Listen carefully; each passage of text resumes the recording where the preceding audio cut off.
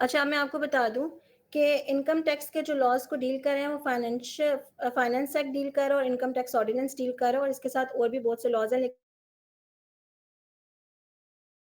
क्योंकि आज हमारा जो टॉपिक है, इसके लिए आपको पाकिस्तान में जब आपने फाइलिंग स्टार्ट करनी होती है, तो ये आईआरएस एफबीआर की वेबसाइट है।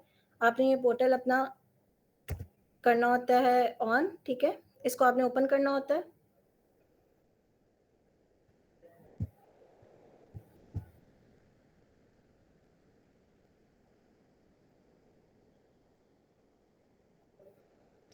ये देखें, ये आपके पास एक पोर्टल आ गया, ठीक है? फेडरल बोर्ड ऑफ रेवेन्यू की ये वेबसाइट है, सही?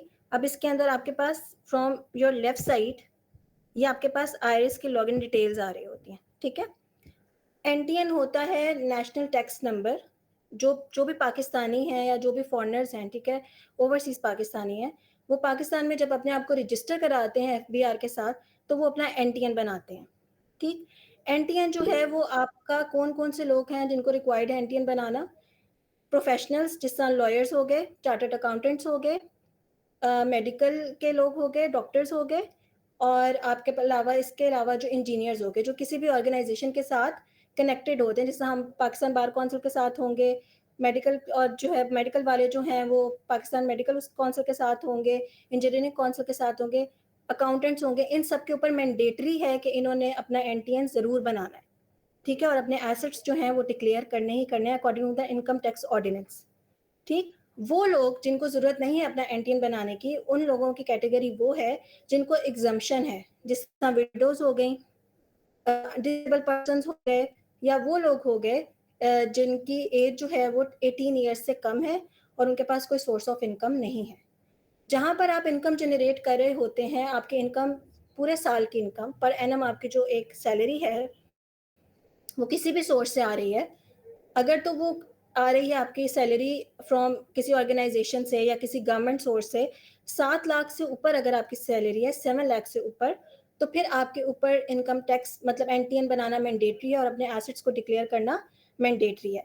अगर तो आप प्रॉपर्टी से या किसी और जगह से अपनी इनकम जनरेट कर रहे हैं या बिजनेस कर रहे हैं, तो 4 लाख से ऊपर आपके ऊपर मैंडेटरी है कि आप अपना एनटीएन बनाएं और अपने एसेट्स को डिक्लेयर करें, ठीक है? ये मैंने आपको एक शॉर्ट सा इंट्रोडक्शन दे दिया एनटीएन से रिलेटेड। हर किसी का फाइलर होना ज़रूरी नहीं है, लेकिन आजकल पाकिस्तान के जो हालात हैं उसमें जब आपने प्रॉपर्टी ट्रांसफ़र करवानी होती है या बैंकिंग ट्रांज़ैक्शंस कुछ ऐसी होती हैं जिसके अंदर फाइलर होने के बहुत ज़्यादा फ़ायदे हैं, तो उसमें हम आपकी सैलरी या आपके एसेट्स को नहीं देखते। उसमें आप किस पर्पज़ के लिए करवाना चाह रहे हैं और क्या आप उससे फ़ायदा उठाना चाह रहे हैं, तो फिर आप अपना एनटीएन बना सकते हैं, ठीक? यहाँ पर मैं एक और बात आप लोगों को क्लियर करना चाहूँगी कि एनटीएन बनाने का मतलब ये नहीं होता कि आप फाइलर भी हैं। एनटीएन सिर्फ़ आपकी रजिस्ट्रेशन होती है और कि आप एफबीआर के साथ कनेक्ट हो गए हैं। जब आप अपनी रिटर्न्स सबमिट करवाते हैं, तो फिर उसके बाद आप फाइलर डिक्लेयर होते हैं। टैक्स ईयर आपका स्टार्ट होता है, फॉर एग्ज़ाम्पल अभी 2025 चल रहा है, 2025। 2025 का टैक्स ईयर आपका स्टार्ट होगा 1 जुलाई 2024 से 30th जून 2025 तक। ठीक है, मैं सेक्शंस आप लोगों के साथ शेयर कर देती हूँ। इनकम टैक्स ऑर्डिनेंस के कौन-कौन से सेक्शंस क्या-क्या बात करें, एक बार मैं ये पोर्टल ऑन कर लूँगी, फिर आप लोगों को ईज़िली समझ आ जाएगी, ठीक है? अब जो आपके पास ये टैक्स ईयर है, इस टैक्स ईयर में आपने कोई प्रॉपर्टी खरीदी है, कोई प्रॉपर्टी बेची है, पूरे साल के जो 12 महीने बनते हैं, इसमें आपने कितना कमाया है, वो सारे एसेट्स आपने डिक्लेयर करने होते हैं एफबीआर को, और फिर एफबीआर जो है वो उसके अकॉर्डिंग देखता है कि उसने आपको कोई नोटिस भेजना है कि नहीं भेजना, या आपकी रिटर्न्स सही फर्निश है कि नहीं। ठीक हो गया? अब हम एनटीएन की तरफ चलते हैं। ये आपके पास 2 ऑप्शंस आ रही हैं, ठीक है? एक ये आपके पास आपका ऑलरेडी जिनका अकाउंट बना हुआ है, उनके क्रेडेंशियल्स ऐड हैं, ठीक? एक आपके पास आ रही है ई-एनरोलमेंट और एक आपके पास आ रही है न्यू रजिस्ट्रेशन। ई-एनरोलमेंट का मतलब ये है कि फॉर एग्ज़ाम्पल 2017 में जाकर ये ऑनलाइन पोर्टल बना था, उससे पहले ये सारा काम मैनुअल होता था। जिन लोगों का ये काम मैनुअल हुआ हुआ है और उनकी ई-एनरोलमेंट नहीं हुई हुई, उनके लिए ये ई-एनरोलमेंट का होता है। अगर हम ई-एनरोलमेंट पे क्लिक करें, तो आप ये देखिएगा, ये आपके पास ये एनरोलमेंट आ गई। यहाँ पर जहाँ पर ये आपका जहाँ पे मेरा ये स्टार आप दिखेगा, ये सीएनआईसी, यहाँ पर आपने अपना सीएनआईसी एंटर करना होता है। ये जब आप अपना सीएनआईसी एंटर करते हैं तो ऑटोमेटिकली सिस्टम फेच कर लेता है कि आप ऑलरेडी इन एफबीआर के साथ जो है वो रजिस्टर्ड हैं कि नहीं। मैनुअली आप रजिस्टर्ड हैं, ठीक है? नीचे आपने अपना सेल फोन नंबर देना होता है और अपना सर्विस प्रोवाइडर देना होता है, ज़ोंग, यूफ़ोन, जो भी आपका सर्विस प्रोवाइडर है, ठीक है? ईमेल एड्रेस लिखना होता है, कंफर्म करके ये कोड आपने करना है, देन आपने इसको सबमिट करवा देना है, तो आपके फ़ोन पे और आपके ईमेल पे कोड्स आते हैं। वो जो आपके फ़ोन और ईमेल पे कोड्स आते हैं, वो कोड्स आपने एंटर करने होते हैं एंड देन उसके बाद आपका जो है वो ई-एनरोलमेंट हो जाती है, ठीक है? ये उन लोगों के लिए जो ऑलरेडी रजिस्टर्ड हैं पर मैन्युअली रजिस्टर्ड थे और उनकी ई-एनरोलमेंट नहीं हुई थी, ठीक? अब मैं आपको बताती हूँ। अच्छा, अगर लैंग्वेज इश्यू भी कोई आ रहा होगा तो काइंडली मुझे बताइएगा। मैं आप लोगों के लिए आसान अल्फाज में बात कर रही हूँ। अगर कोई पर्सन ऐसा है जिसको उर्दू सही से समझ नहीं आती, then I can speak in English as well, ठीक है? मुझे आप लोगों ने बताना है कि किसी को अगर मसला आ रहा है तो। उसके बाद आ जाता है आपका न्यू रजिस्ट्रेशन। न्यू रजिस्ट्रेशन उन लोगों के लिए है जिनको एनटीएन मतलब लाइक कभी भी एफबीआर के साथ रजिस्टर नहीं हुए, ना मैनुअली, ना उनकी एनरोलमेंट हुई हुई है, ठीक है? ये आप न्यू रजिस्ट्रेशन के ऊपर क्लिक करेंगे। ये आपने चीज़ें अपनी डिक्लेयर करनी होती हैं। यहाँ पर आप अपना सीएनआईसी लिखेंगे, प्रीफिक्स में आप बता देंगे कि आप मेल हैं, फीमेल हैं, ठीक है? अपना फर्स्ट नेम लिखेंगे, जहाँ-जहाँ स्टैरिक है आपको पता होगा कि वहाँ पर इन्फॉर्मेशन डालना ज़रूरी है, जहाँ पे स्टैरिक नहीं है वहाँ पर आप बेशक उस इन्फॉर्मेशन को छोड़ दें। इसको आपने बहुत अच्छे तरीके से अपने सीएनआईसी के साथ देखकर ऐड करना है। इट्स जस्ट लाइक फेसबुक का जिस तरह अकाउंट बनता है, किसी और सोशल मीडिया अकाउंट आपका बनता है, पर उसके अंदर हम कोई भी स्पेलिंग लिख देते हैं, कुछ भी लिख देते हैं। इसके अंदर हम अपनी मर्ज़ी से स्पेलिंग नहीं कर सकते, जो आपके सीएनआईसी के अंदर चीज़ें लिखी हैं, जैसे लिखी हैं आपने वही यहाँ पर शो करवानी है बिकॉज़ आपका 181 का फॉर्म बनता है, जो आपकी पर्सनल इन्फॉर्मेशन से रिलेटेड होता है। अगर आप वो गलत इन्फॉर्मेशन दे देंगे, then you have to visit the RTO, RTO के पास जाना पड़ेगा, उसको एप्लीकेशन देनी पड़ेगी और फिर उसके बाद जाकर आपका सिस्टम में अपडेट होगा, तो वो थोड़ा-सा जो है ना मुश्किल हो जाता है। इसीलिए देख के सीएनआईसी के अकॉर्डिंग आपने इसको बिल्कुल सही से फिल करना है।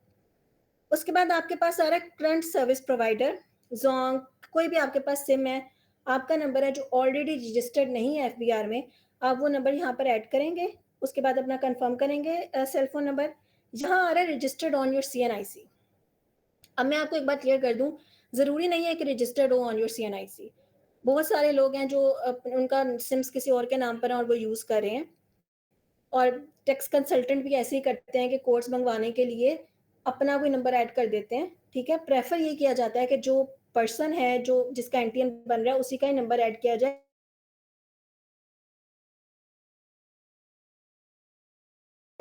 लेकिन सिस्टम वैसे भी इसको फेच कर लेता है अगर आपका रजिस्टर चीज़ें ऐड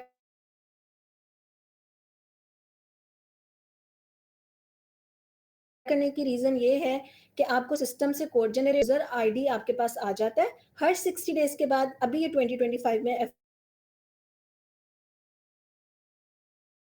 एफबीआर ने ऐसे किया है कि हर 60 डेज़ के बाद आप पर डालना पड़ता है, ठीक है? फॉर द सेफ्टी पर्पज़ क्योंकि 2020 में पाकिस्तान का आईरिस का जितना भी डाटा था वो डार्क वेब पे चला गया था। उसके बाद आपने अपना एड्रेस लिखना है, जो आपके सीएनआईसी पे लिखा हुआ है वही एड्रेस आपने लिखना है। आप रेंटल हाउस में रहते हैं, वो भी आपने बता देना है। ये कैपेसिटी में आप देखें नीचे आ रहा है बेनामी ओनर, ये सब कुछ आ रहा है। ये सारी ऑप्शंस उन्होंने दी हुई हैं। लोकेलिटी आपने बतानी है, ये सिस्टम खुद ही इसको ऑटो फेच कर लेता है, ठीक है? यहाँ से आपने किया,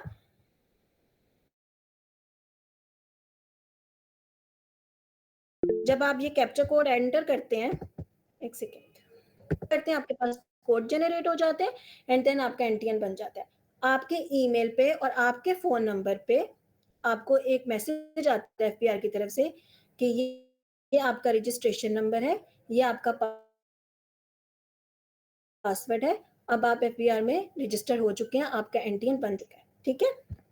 अब यहाँ से इसको मैं क्लोज़ करूँगी और अब मैं इधर आऊँगी जहाँ पर ऑलरेडी मेरे पास एक क्रेडेंशियल्स ऐड है, ठीक है? ये इनका ऑलरेडी बना हुआ है। मैं इसको लॉगिन करके आप लोगों को बताती हूँ, ठीक है? ये मैंने इसको लॉगिन कर दिया। ये मेरे किसी क्लाइंट का है, मैं आपको एक्सप्लेन कर दूँ, तो सिर्फ़ आप लोगों की एक्सप्लेनेशन के लिए ज़रूरी है। ये आपके पास आईआरएस का पोर्टल खुल गया, ठीक है? अगर हम इनकम टैक्स ऑर्डिनेंस को देखें, तो इनकम टैक्स ऑर्डिनेंस का सेक्शन 12 से लेके सेक्शन जो है आपका 14 तक, ठीक है? 14 भी उसको कवर करेगा और 16 तक जो आपका सेक्शन है, वो डील कर रहा है कि आप इनकम कहाँ से जनरेट करें, सोर्स ऑफ योर इनकम, ठीक? अब वो कहाँ पर आएगा? आप देखें ये डिक्लेरेशंस आ रहे हैं, रजिस्टर रजिस्ट्रेशन आ रही है, ये 181 का जो है ना आपका फॉर्म आ गया, इसके अंदर आपने जो-जो चीज़ें ऐड की हैं, वो सब आ गई। ये आपका पूरा प्रोफ़ाइल है, ठीक है? आप इस प्रोफ़ाइल को देखें, यहाँ पर इनका नेम आ रहा है, यहाँ पर आप क्लिक करेंगे, profile, change password, change pin, new registration device, certificates, ये सर्टिफ़िकेट आ गया, ये रजिस्ट्रेशन सर्टिफ़िकेट मैं आपको डाउनलोड करके बता रही हूँ। ये आपका रजिस्ट्रेशन सर्टिफ़िकेट डाउनलोड हो जाए, फिर मैं आपको दिखाती हूँ, नहीं तो मैं किसी सैंपल से आपको दिखा देती हूँ कि रजिस्ट्रेशन सर्टिफ़िकेट क्या है। वो रजिस्ट्रेशन सर्टिफ़िकेट सिर्फ़ ये शो कर रहा है कि आपका एनटीएन बन गया है, ठीक है? ये शो नहीं कर रहा कि आप फाइलर हैं। टैक्स पेयर रजिस्ट्रेशन सर्टिफ़िकेट, ये आपको ये बता रहा है कि आपका एनटीएन बन चुका है और अब आपको जो है, वो फाइलर होना ज़रूरी है। जब किसी का एनटीएन बन जाता है, तो उसके ऊपर मैंडेटरी हो जाता है, बेशक उसकी ज़ीरो सोर्स ऑफ इनकम हो, उसने अपनी रिटर्न्स ज़रूर सबमिट करवानी होती हैं, ठीक? यहाँ पर हम आ जाते हैं, ये डिक्लेरेशंस हैं, ठीक है? ये डिक्लेरेशन को आप देखें, अब ये आपके हेड्स आ गए हैं, ठीक है, सैलरी के, जहाँ से आप इनकम जनरेट कर रहे हैं। रिटर्न्स में और स्टेटमेंट्स में, और रिटर्न्स एंड स्टेटमेंट आपको ये भी इस तरह भी बता देती हूँ, ठीक है? आपने नॉर्मल रिटर्न सबमिट करवानी है। ये नॉर्मल रिटर्न उन पर्सन के लिए होती है, इंडिविजुअल के लिए, एओपी के लिए और सीओपी के लिए, कंपनीज के लिए भी। नॉर्मल रिटर्न का मतलब ये है कि आप सिर्फ बिजनेस से ही अपनी रिटर्न जनरेट करें, आप सैलरीड पर्सन नहीं है, ठीक है? या आप सैलरी भी कर रहे हैं और बिजनेस से भी अपनी इनकम जनरेट कर रहे हैं, तो भी आप नॉर्मल रिटर्न जो है वो फाइल करेंगे। सेकेंड जो आ जाती है, ये इन्होंने कैटेगरीज बनाई हुई हैं, मैं आपको साथ साथ लॉज भी बता दूंगी जब मैं ये ओपन करूंगी। Simplified income tax return for traders having turnover 10 million, ठीक है, 100 मिलियन। 100 मिलियन से ज़्यादा जिनका टर्नओवर है, उनके लिए उन्होंने अलग कैटेगरी बना दी है। मैन्युफैक्चरर्स के लिए अलग कैटेगरी है।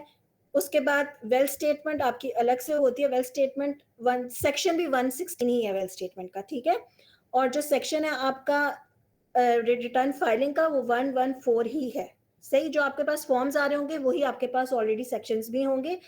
अगर आपको कोई मसला होगा कभी भी रिटर्न फाइलिंग में, तो आप सेक्शन डिलीट कर सकते हैं साथ।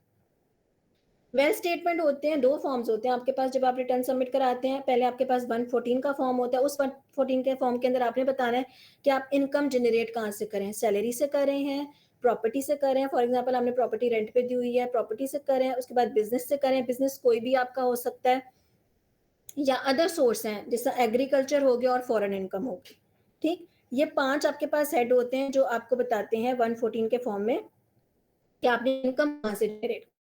वेल्थ स्टेटमेंट आपकी वो होती है कि जो आपके एसेट्स हैं उनकी डिटेल, आपने जितनी इनकम पूरे साल में कमाई, उसके आपके एक्सपेंसेस कहाँ-कहाँ लगे, वो एक प्रॉपर स्टेटमेंट आपने बनाकर एफबीआर को देनी होती है कि इतने पैसे मेरे अकाउंट में बच गए और इतने पैसे मेरे पास हैं, ठीक है?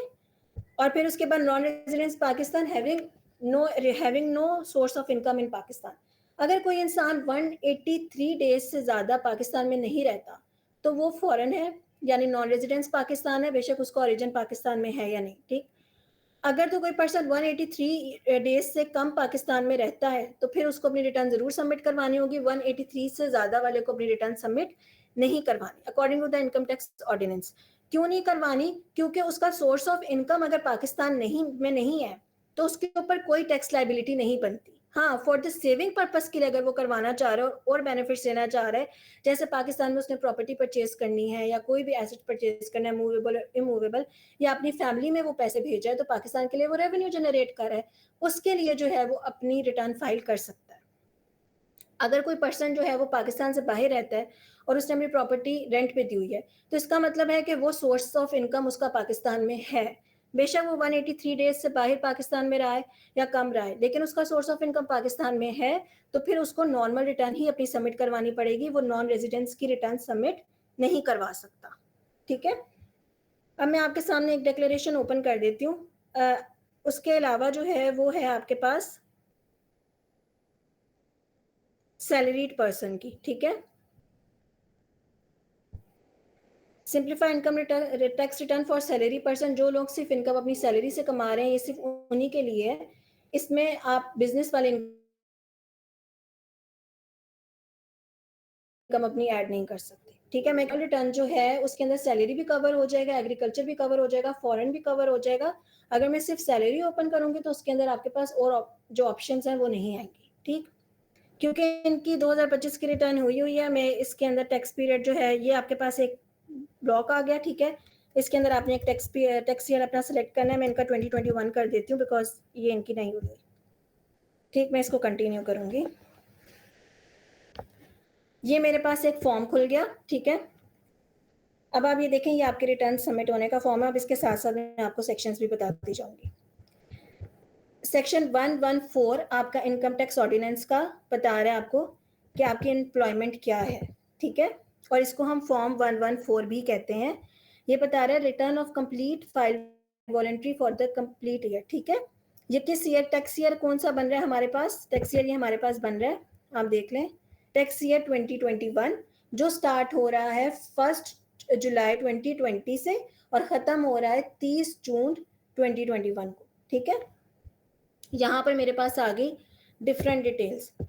अब एम्प्लॉयमेंट आ रही है सैलरी, प्रॉपर्टी, बिजनेस, मैं आपको सारी चीजें एक्सप्लेन करूंगी। कैपिटल गेन, ठीक है। उसके बाद अदर सोर्स, उसके बाद अदर सोर्स के बाद आपके पास फॉरेन सोर्स आ गया।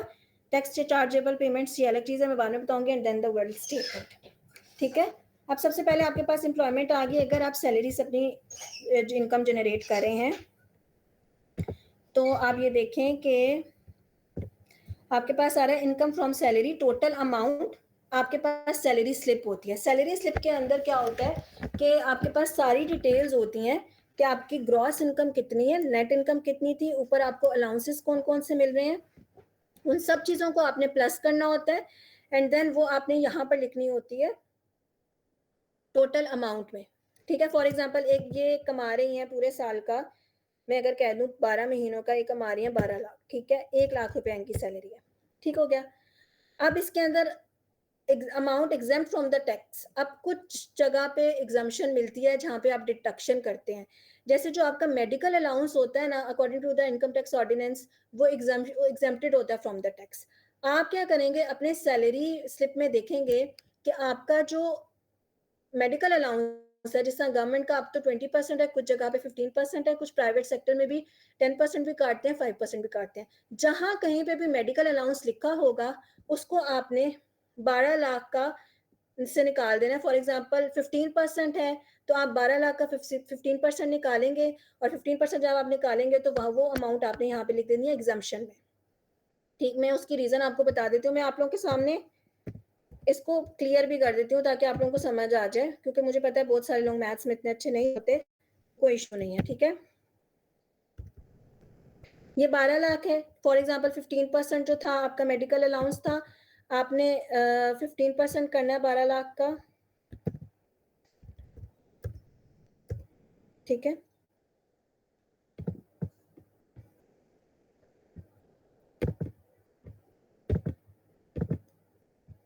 एक सेकेंड रुके।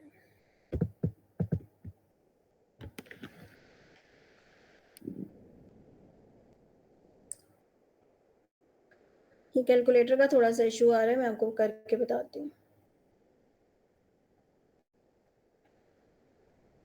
12 लाख का आपने 15% किया, दैट इज 1,80,000, ठीक है। 1,80,000 आपने यहाँ पे लिख देना है। ये जो आपके अमाउंट है that is exempted from the tax. अब जो आपके ऊपर सिस्टम खुद ही कैलकुलेट कर लेगा कि amount subject to the normal tax आपकी कितनी आ रही है, दैट इज 10,20,000, ठीक है। 12 लाख जो आपके ऊपर इनकम है, अगर आप ये एग्जाम्शन में ना डालते तो आपका इसके ऊपर प्रॉपर टैक्स लगता है, जिसको हम एडमिटेड टैक्स कहते हैं, जो आपके ऊपर लाइबिलिटी बनती है कि आपने वो एफबीआर को पे करना ही करना है। 7 लाख से ऊपर की सैलरी जा रही है ना। अब इनकम टैक्स जो होता है वो आपके पहले ही जहां पर आप जॉब कर रहे होते हैं वो वहां पे डिडक्ट करके अपने पास रख लेते हैं, उसको आप क्लेम कर सकते हैं, ठीक है। वो आप यहाँ पर उसको रेडिकेट नहीं कर सकते किसी भी तरीके से, सिस्टम में आप उसको खत्म नहीं कर सकते। आप जब भी अपनी रिटर्न फर्निश करेंगे इनकम टैक्स की, तो फिर आपके ऊपर एडमिटेड टैक्स लगेगा ही लगेगा, और वो एडमिटेड टैक्स आपको एफपीआर में जमा करवाना है। मैं आपको एक्सप्लेन कर देती हूँ कि जो आपका फॉर एग्जांपल 12 लाख के ऊपर आपके अदारे ने आपसे कोई 3-4 लाख रुपया या 1.5 लाख रुपया आप कह लें कि आपसे जो है ना वो टैक्स कलेक्ट कर लिया, इनकम टैक्स। अब वो इनकम टैक्स आप एफबीआर से क्लेम कर सकते हैं। 3 टैक्स आप एफबीआर से क्लेम कर सकते हैं, with holding tax, advance tax और इनकम टैक्स। वो आगे एडजस्टमेंट में जाके आएगा, मैं आपको वो भी एक्सप्लेन कर दूंगी। मैं इसलिए नहीं वो एक्सप्लेन करेंगे कंफ्यूजन ना हो, ठीक है। 12 लाख आपने कमाया, 1,80,000 सिर्फ आपको मेडिकल के अंदर एग्जाम्शन है, आपको वो एग्जाम्शन मिल गई और ये आपकी टोटल इनकम इतनी बन गई। अब इस इनकम के ऊपर आपका जो टैक्स बनेगा वो उसमें क्लियर हो जाएगा, ठीक है। नेक्स्ट आ जाता है, फॉर एग्जांपल आप प्रॉपर्टी से इनकम जनरेट कर रहे हैं, ठीक। ये आपकी प्रॉपर्टी से इनकम जनरेट हो रही है, ये आपको बता रहे हैं कि आपने कितना रेंट प्रॉपर्टी से जो है वो लिया है, ठीक है। एक सेकेंड।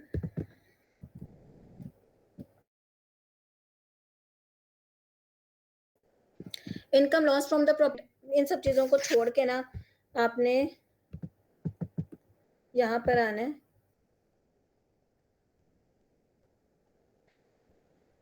अब प्रॉपर्टी से जो आप रेंट अपना जनरेट कर रहे होते हैं ना, उसके अंदर फॉर एग्जांपल आप 4 लाख रेंट जनरेट करें तो आप टैक्सेबल, आपके ऊपर एडमिटेड टैक्स बनता है, ठीक है। अगर आप उससे कम जनरेट कर रहे हैं तो उसमें इस तरह से होता है कि आप माइनस कर देते हैं वो अमाउंट्स जो फॉर एग्जांपल पूरे साल आपने प्रॉपर्टी अपने रेंट पे दी, और उसके बाद प्रॉपर्टी रेंट पे देने के बाद जब आपने उस पर कंस्ट्रक्शन कराई या आपने 1 साल के बाद उसकी रेनोवेशन करवाई और आपके एक्सपेंसेस जो उसके ऊपर लगे वो कॉस्ट आपने उसमें से माइनस कर देनी है, और जो आपका प्रॉपर रेंट बचता है वो आपने उसमें लिखना है, और वो सारी चीजें इसके अंदर जो है ना वो मेंशन है। इंश्योरेंस भी है, लोकल टैक्स रेट चार्जेस अलग, ग्राउंड रेंट अलग, profit on the capital borrow for the investment in the property, share in the rental income, ये जितने भी आपके ये हाउस HDFC जो होता है ये आपका हाउस लोन देता है, ठीक है। फॉर एग्जांपल आपने हाउस लोन लेकर प्रॉपर्टी बनाई और उसके बाद उसको रेंट पे दे दिया और आपने अपना लोन उतारना है, तो आप उस प्रॉपर्टी से जो इनकम जनरेट हो रही है अपना लोन उतारें, तो आपने वो सारी अमाउंट्स यहाँ पर मेंशन कर देनी है। वो सारी अमाउंट जब डिडक्ट हो जाती हैं तो उसके बाद आपकी प्रॉपर्टी की इनकम बनती है, उसके ऊपर आपका टैक्स लगता है, ठीक है। legal service charges, amount claim as irrecoverable rent, payment of the liabilities treated as income, other deduction against rent. ये जितनी भी डिडक्शन है ना ये आपने एग्जाम्पशन वाली चीज जगह पे लिखनी है, और जो टोटल आपको प्रॉपर्टी से आप जितना रेंट रिसीव करें वो आपने इस जगह पर लिखना है, ठीक है। इस जगह पर आपने वो रेंट लिख के जितना भी है, फॉर एग्जांपल 2 लाख रुपए आप जनरेट कर रहे हैं, वैसे तो ये टैक्सेबल नहीं है, हम इसको 4 लाख ही कर देते हैं ताकि आप लोगों के लिए ईजी हो जाए, ठीक। आप इसको कैलकुलेट करते हैं, इसको कैलकुलेट आपने मस्ट करना है क्योंकि कभी कभी सिस्टम का इश्यू आता है, एफबीआई की वेबसाइट तंग भी बहुत करती है, ठीक। उसके बाद आपने यहाँ पर ये सब ऐड किया। अब यहाँ पर आप बहुत सारी चीजें ऐड कर सकते हैं, जो आपके लीगल सर्विसेज चार्जेस जो जो उनसे भी आपने सर्विसेज दी हैं, फॉर एग्जांपल 50,000 की दे दी, ये सारी चीजें आपके यहाँ पे माइनस होती जाएंगी, ठीक है। पेमेंट एंड लाइबिलिटी रेंट, आपका जो टेनेंट है उसने आपको कहा कि जी घर में ये मसला आ रहा है, आप मुझे काम करवा के दें, ठीक करवा के दें, ये जितनी चीज़ें ना ये आप इसमें इस तरीके से जो है ऐड करते जाएं तो आपका प्रॉपर्टी की जो लाइबिलिटी बनती है वो कम बन जाती है, ठीक है। उसके बाद आपके पास अमाउंट जो है ना वो 0 0 होके कम आ जाती है कि आपके पास amount subject to the normal tax वो 0 है, यानी आपके ऊपर कोई भी एडमिटेड टैक्स नहीं बनेगा, सिस्टम ने ऑटोमेटिकली उसको फेच कर लिया, सिस्टम ने ऑटोमेटिकली उसको बता दिया कि इसने इतने पैसों पे आपका नहीं बनता इनकम एडमिटेड टैक्स, इसलिए सिस्टम उसको खुद ब खुद एक्सेप्ट कर लेता है कि जो आपकी amount subject to the normal tax है वो 0 है, ठीक है। जबकि आप यहाँ पर देखें सैलरी में तो यहाँ पर आपकी ये जो अमाउंट आ रही है 10,20,000 की, इसके ऊपर आपको एडमिटेड टैक्स देना पड़ेगा क्योंकि आप 7 लाख से ज्यादा कमा रहे हैं, ठीक। ये आपकी प्रॉपर्टी हो गई। अब हम अगर प्रॉपर्टी से रिलेटेड नहीं समझ आएगी तो आपने मुझसे पूछना है, एंड पे पूछेगा काइंडली। अब बिजनेस आ जाता है, बिजनेस के अंदर आप देखिएगा अगर कोई बंदा है उसकी बिजनेस रिटर्न्स है, अगर उसने, मैं अब यहाँ पे थोड़ा सा आपको एक्सप्लेन कर दूं, बिजनेस में जरूरी नहीं है कि आपने कंपनी रजिस्टर करवाई हो, ठीक है। बिजनेस सोल प्रोपराइटरशिप भी होता है। सोल प्रोपराइटरशिप का अगर आप लोगों ने प्रीवियस सेशन में सुना हो तो उन्होंने बताया होगा कि सिंगल मेंबर जो सिंगल हैंडेडली अपनी बिजनेस को देख रहा होता है वो सोल प्रोपराइटर होता है, ठीक है। सोल प्रोपराइटर एफबीआर के साथ जब कनेक्ट होता है तो फिर उसके बाद उसको अलग से रजिस्ट्रेशन नंबर या वो चीज़ें नहीं मिलती, उसको इसी के अंदर अपनी चीज जो इनकम टैक्स है वो फर्निश करना पड़ता है। अगर उसके ऊपर सेल्स टैक्स एप्लीकेबल है, वो सोर्स ऑफ इनकम उसका ऐसा है जिसपे सेल्स टैक्स एप्लीकेबल होगा, तो फिर उसको अपनी सेल्स टैक्स की रिटर्न भी जमा करवानी पड़ेगी और इनकम टैक्स भी जमा करवाना पड़ेगा। नॉर्मली जो लोग सोल प्रोपराइटरशिप भी अपनी एफबीआर के साथ कनेक्ट नहीं करवाते और वो छोटे लेवल का बिजनेस कर रहे हैं, ठीक है, जिससे ऑनलाइन बिजनेसेस आजकल बहुत सारे लोग कर रहे हैं और बहुत ज़्यादा उनका रेवेन्यू जनरेट नहीं होता, ना इतने एम्प्लॉयज़ वो हायर करते हैं, उसमें वो अपनी जब रिटर्न सबमिट करवाते हैं तो वो उनकी बिज़नेस रिटर्न होती है। अब बिज़नेस रिटर्न में मैन्युफैक्चरिंग एंड ट्रेडिंग आइटम्स अलग, अदर रेवेन्यूज़ में हम जाएँगे, ठीक है? अदर रेवेन्यूज़ में आपके ये जो अदर का ऑप्शन आ रहा होता है, इसमें आपने अपनी टोटल बिज़नेस से जो आपने कमाया है, जिसमें प्रॉफ़िट भी है, लॉस भी है, पूरे साल का फॉर एग्ज़ाम्पल आपने 20 लाख रुपया कमाया है, ठीक है? 2 मिलियन आपने कमाया है, तो आप इस 2 मिलियन को कैलकुलेट करें, ये आपका 2 मिलियन आ गया। Amount subject to the normal tax भी आपकी 2 मिलियन ही आ रही है, आपको 2 मिलियन के अकॉर्डिंग टैक्स पड़ेगा, एडमिटेड टैक्स। अब इसमें आप किस तरीके से करेंगे कि बिज़नेस के अंदर जैसे आप लॉयर्स हैं, लॉयर्स जो हैं वो फ़ोन पे भी सर्विसेज़ देते हैं, ऑफ़िस में भी सर्विसेज़ देंगे। अब इसमें डिडक्शन कैसे होगी? आपकी प्रोफ़ेशनल सर्विसेज़ जो होती हैं, आप उसको डिडक्ट कर लेते हैं, ठीक है? टेंजिबल जो होती है ना सेल, अच्छा अब इसमें इंटेंजिबल सेल्स कौन-सी होती हैं या अकाउंटिंग वाली क्या है, ये आपको सेल्स टैक्स रिटर्न में ज़्यादा अच्छा समझ आएगा, लेकिन फिर भी मैं आपको इसका एक ओवरव्यू दे देती हूँ। फॉर एग्ज़ाम्पल आपने चीज़ें खरीदी, पेटेंट्स खरीदे, कॉपीराइट अगर आप लोग 7-8 सेमेस्टर में हैं, तो आपको पता होगा इंटेलेक्चुअल प्रॉपर्टी राइट से रिलेटेड भी। पेटेंट खरीदा आपने अपने बिज़नेस के, ट्रेडमार्क रजिस्टर करवाया, उसके ऊपर जो कॉस्ट पड़ती है दैट इज़ एग्ज़ेम्प्टेड, ठीक है? वो आपकी एग्ज़म्पशन में चली जाती है। उसको आप ये कह लेते हैं, उसको हम एग्ज़म्पशन नहीं, हम उसको डिडक्शन कहेंगे तो वो ज़्यादा बेहतर है कि वो डिडक्ट हो जाती है और उसके बाद जो इनकम बचती है, उसके ऊपर आपका टैक्स लगता है, ठीक है? इसी तरह ये मैनेजमेंट है। फॉर एग्ज़ाम्पल मैं बिज़नेस रन कर रही हूँ अपना, एक लॉ फ़र्म है मेरी, ठीक है? अब मैं लॉ फ़र्म का जो है वो रेंट देती हूँ। मैं रेंट दे रही हूँ, पूरे साल का मैंने काउंट करना है, ठीक है? 12 मंथ्स का मैं काउंट करूँगी। ब बी 20 लाख रुपया मैंने कमाया पूरे साल का, और जो रेंट मैंने दिया, समझ लें कि वो मैंने दे दिया कोई 7 लाख रुपया रेंट, ठीक है? 7 लाख रुपया रेंट दे दिया, तो ये सारी चीज़ें डिडक्ट होंगी और उसके बाद मेरे ऊपर टैक्स लगेगा, ठीक है? सैलरी फॉर एग्ज़ाम्पल मुंशियों को पैसे दे देते हैं हम, और उसके अलावा क्लर्क और पैरालीगल स्टाफ हमने हायर किया हुआ होता है। तो सैलरी अगर मैं फॉर एग्ज़ाम्पल 2 पर्सन को दे रही हूँ, लाख रुपया चले मैं सैलरी कर लेती हूँ, ठीक? लाख रुपए सैलरी में डिडक्ट कर लूँगी अपने बिज़नेस से। इलेक्ट्रिसिटी के जो बिल आते हैं, travelling, conveyance, vehicle maintenance, pick and drop services भी दे रही हूँ फॉर एग्ज़ाम्पल मैं किसी को, तो वो भी मैं इसमें ऐड करती जाऊँगी, ठीक है? डिडक्शन में ऐड हो रही हैं। इलेक्ट्रिसिटी का जो मेरा ऑफ़िस का प्रीमिसेस का बिल आ रहा है पूरे साल का, वो 5 लाख रुपए आ रहा है, मैं वो भी ऐड करती जाऊँ, ठीक? कम्युनिकेशन जिस तरीके से मैं अपने क्लाइंट्स के साथ कम्युनिकेट करती हूँ, फ़ोन पे फ़ोन की जो बिलिंग है वो, रिपेयर एंड मेंटेनेंस में ऑफ़िस की रिपेयरमेंट करवा रही हूँ, उसकी मेंटेनेंस का ख़्याल रख रही हूँ, उसके ऊपर जो पैसे खर्च हो रहे हैं। स्टेशनरी के ऊपर, प्रिंटिंग के ऊपर, फ़ोटोकॉपीज़ पे जो पैसे खर्च हो रहे हैं, एडवर्टाइज़मेंट के ऊपर, पब्लिसिटी के ऊपर, इंश्योरेंस के ऊपर, professional charges, profit on debt जो है, ठीक है, मार्कअप और इंटरेस्ट के ऊपर जो खर्च हो रहे हैं, फिर डोनेशन दे देती हूँ। डोनेशन मैं वो दे रही हूँ जो मैं बिज़नेस की तरफ से दे रही हूँ, ये मेरी पर्सनल डोनेशन नहीं है, ठीक है? कमीशन दे रही हूँ किसी को, अदर इनडायरेक्ट एक्सपेंसेस हैं, जहाँ कहीं पे एफबीआर को लग रहा है कि अब मैं और एग्ज़ाम्पल्स नहीं दे सकता, तो वो अदर के ऑप्शन भी दे देते हैं, ठीक? उसके बाद डेट्स हैं, फिर उसके बाद accounting intangibles, sales of assets, और अच्छा ये अब जो अमोर्टाइज़ेशन है ना, ये आपका सेल्स टैक्स में आएगा, और ये वो ही आपको अच्छे तरीके से समझा सकेंगे, लेकिन मैं आपको ये बता देती हूँ कि ये इनकी जितनी भी अमाउंट होती है ना डेप्रिसिएशन और अमोर्टाइज़ेशन की, इसको हम यहाँ पर मेंशन करते हैं, और उसके बाद जब हम कैलकुलेट करते हैं, तो ये सारी चीज़ें हमने डिडक्ट करनी होती है, और उसके बाद जो सैलरी बनती है, ये सैलरी बन रही है, ठीक है? पूरे साल का जो इनकम मैंने जनरेट की है बिज़नेस से, वो 14 लाख रुपए है, बाकी मेरे एक्सपेंस हैं। अब जो टैक्स लगेगा वो इस 14 लाख के ऊपर लगेगा, बाकी चीज़ों के ऊपर नहीं लगेगा। ये सब चीज़ें डिडक्शन में आ जाती हैं, और डिडक्शन पे जो जो आपका सेक्शन डील कर रहे हैं, वो डील कर रहे हैं फ्रॉम 22 टू 31, ठीक है? 22 से ऑनवर्ड्स 31 जो आपके सेक्शंस हैं, इनकम टैक्स ऑर्डिनेंस के, वो डिडक्शन से रिलेटेड डील कर रहे हैं, ठीक? मैं चाहती तो मैं स्लाइड्स बना के आपको दे देती, और मैं चाहती तो मैं इज़िली वो आपको सेक्शंस रीड करके बता देती, पर उसमें कुछ आपको समझ नहीं आएगा, ठीक है? उसके बाद आ जाता है आपका एडजस्टमेंट आपने करनी होती है, ठीक है? एडजस्टमेंट में आप चाहते हैं, आप बताते हैं कि आपको बिज़नेस में लॉस कितना हुआ, ये पिछले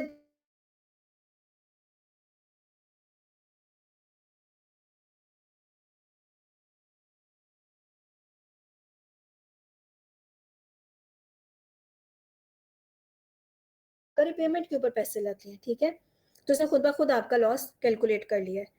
business assets, equity and liabilities आ गई आपके पास।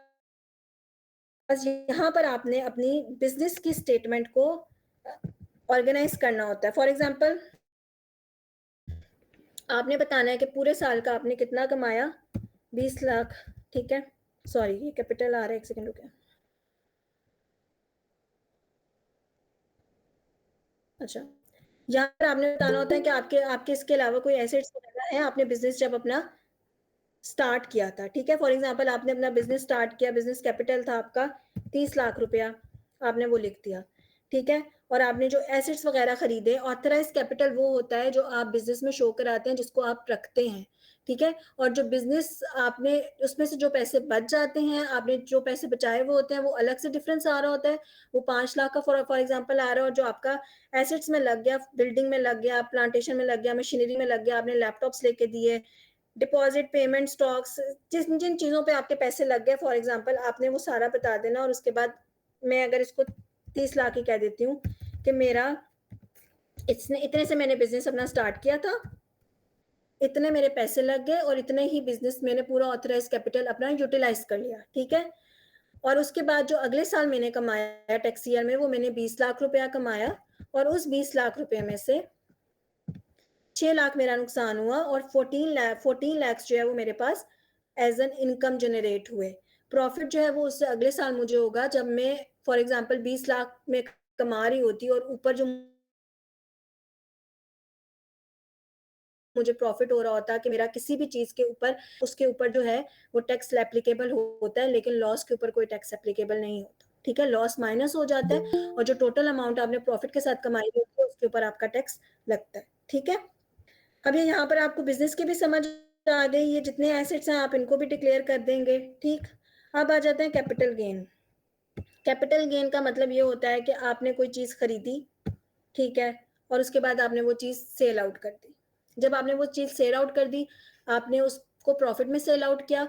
जब आपने उसको प्रॉफिट में सेल आउट किया, तो इसका मतलब ये है कि उसमें कैपिटल गेन हो रहा है, और फिर आपने जितना भी आपको कैपिटल गेन हो रहा होता है, आपने वो सारा शो करवाना होता है, ठीक है। किसी भी फॉर्म में आपका कैपिटल गेन हो रहा और जितना भी कैपिटल गेन हुआ है वो आप अमाउंट पूरी यहाँ पे शो करवा देते हैं, इसमें कोई डिडक्शन नहीं होती।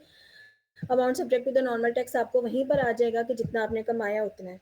Long term and short term consideration जो होती है वो उसमें भी पता चल जाता है कितने साल के लिए आपने, फॉर एग्जांपल कितने साल के लिए आपने चीज़ खरीदी थी, बिजनेस में कोई चीज़ आपने इन्वेस्ट की, बिजनेस में इन्वेस्ट करने के बाद उस प्रॉपर्टी को आपने सेल आउट किया, और उस प्रॉपर्टी से आपको कैपिटल गेन हो रहा है, या उस गाड़ी से आपको कैपिटल गेन हो रहा है, या उस मशीनरी से आपको कैपिटल गेन हो रहा है लॉन्ग टर्म कितने टाइम अरसे के लिए, तो वो आपने इसमें शो करवा देना होता है, और इसके अंदर कोई भी ऐसी चीज़ नहीं है जो डिडक्शन में जाए। अदर सोर्स इनकम में आ जाते हैं हम। अदर सोर्स में आपके पास, अच्छा यहाँ पर वो लोग जो पेंशन लेते हैं, ठीक है, अब 2025 में ऐसे हुआ है कि पेंशन जो लोग ले रहे हैं उनके ऊपर भी उनको एग्जम्पशन है, वरना पहले जो लोग पेंशन लेते थे उनको एग्जम्पशन होती थी। अब जो लोग पेंशन ले रहे हैं उनको एग्जम्पशन नहीं है, पूरे साल की वो पेंशन ले रहे हैं, अगर वो 7 लाख से ज्यादा है तो उनके ऊपर इनकम टैक्स लगेगा, ठीक है। इसके अंदर आपके बहबूद सर्टिफिकेट्स हैं, ये आपके एग्जाम्प्टेड होते हैं, ठीक है। लॉयल्टी है, प्रॉफिट ऑन डेट है, प्रॉफिट ऑन डेट के अलावा लोन है, कोई भी चीज़ है जो आपने खरीदी है फिर उसको इन्वेस्ट किया, उस पर से आप पैसा कमा रहे हैं, तो फिर जो आपके पास ये अदर सोर्स है इसमें आपने उसको ऐड कर देना। बहबूद सर्टिफिकेट्स के अंदर भी बहुत सारी ऐसी चीज़ें होती हैं कि जिसके अंदर कुछ ऐसे सर्टिफिकेट्स होते हैं जो बैंक दे रहे हैं, जिनके अंदर सर्टन गजट में आ जाता है कि नहीं इनके ऊपर फलां चीज़ में एग्जाम्पशन है, ज़रूरी नहीं है इनकम टैक्स ऑर्डिनेंस में लिखा हुआ हो, उसको फिर आपको रीड आउट करना पड़ता है, एंड देन उसके बाद आप वो एग्जाम्पशन में लिखेंगे कितने परसेंट एग्जाम्पशन है। एग्जाम्पशन मैंने आपको कैलकुलेट करना बता दिया है। फॉर एग्जाम्पल 6 लाख के ऊपर 1% है, तो आप उसको 1% के अकॉर्डिंग कैलकुलेट करके 6 लाख लिखते हैं टोटल अमाउंट में, और एग्जाम्पशन को आप इधर मेंशन करते हैं, ठीक। Profit on debt if amount under section 7B exceeds 36 million. अच्छा इसका मैं आपको बताऊं कि ये जब आप उसके ऊपर जो कोई आपका टैक्स लग रहा होता है, ये उससे रिलेटेड है। मैं आपको फ्रीलांसिंग का एक रिटर्न करके दिखाऊंगी, क्योंकि आजकल वो बहुत कॉमन है, और उसमें भी मैं आपको ये एक्सप्लेन कर दूंगी कि ये कैसे, फिर आपको इसकी समझ आ जाएगी।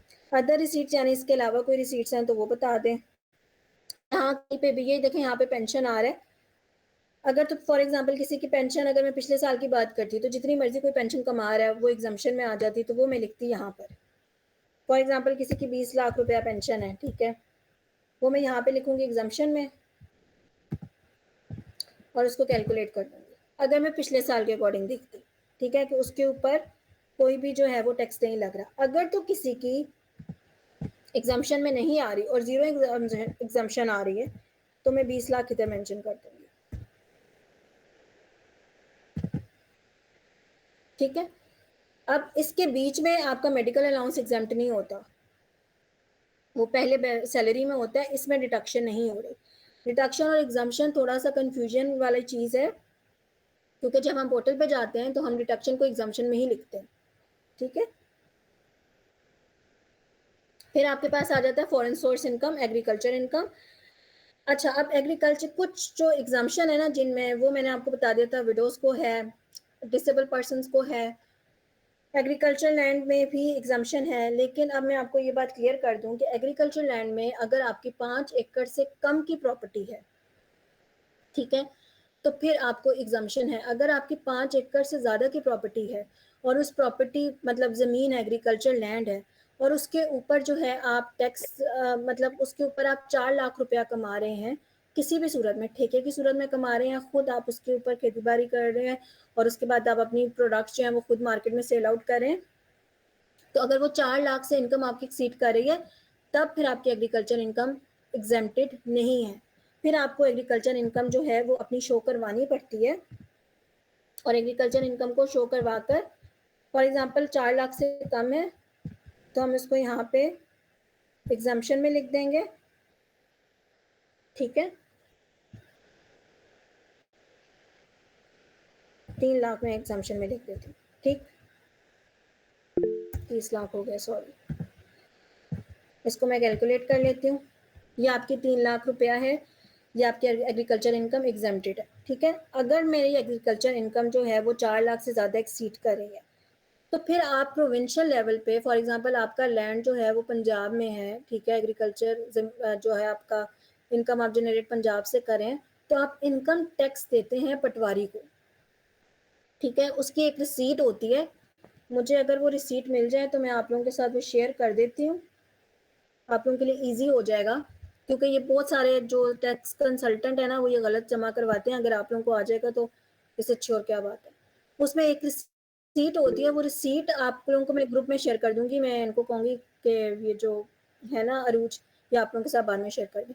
उसके अंदर आपने एक सर्टेन अमाउंट का टैक्स दिया हुआ होता है प्रोविंशियल लेवल पे, ठीक है। उस टैक्स के ऊपर आप अपनी एग्रीकल्चर इनकम जो है वो कैलकुलेट करते हैं। ये थोड़ा सा ट्रिकी है, मैं आपको समझाती हूँ। फॉर एग्जांपल आपने प्रोविंशियल लेवल पे टैक्स दिया है जी 10,000, ठीक है, ये 10,000 आपने प्रोविंशियल लेवल पे टैक्स दिया, ये 3 लाख अब मैं हटा रही हूँ, ये जस्ट फॉर द एग्जाम्पल था, ठीक हो गया। 10,000 का आपने प्रोविंशियल लेवल पे पूरे साल का टैक्स दिया, ठीक है। अब आपको नहीं पता आप कितनी इनकम जनरेट करें, क्योंकि जो पटवारी आपको रसीदें बनाकर देता है वो रसीदें बड़ी कच्ची पक्की रसीदें होती हैं और उनके ऊपर आपका इनकम जनरेट नहीं होती। वो नॉर्मली, क्योंकि रोज़ का उनका ये काम होता है, वो कभी किसी को थोड़ा कभी किसी को ज़्यादा टैक्स जो है वो दे देते हैं। इसमें आपने क्या करना है, सिंपल सिंपल आपने जाना है, यहाँ पे आपने एग्रीकल्चर, ठीक है, एग्रीकल्चर टैक्स आप लिखेंगे,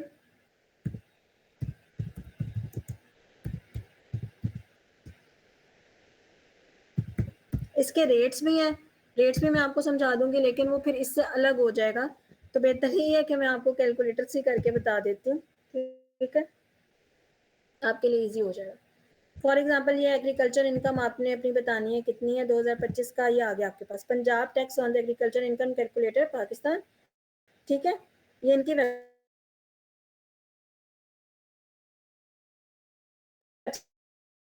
पे ही है, आपने यहाँ से अपनी इनकम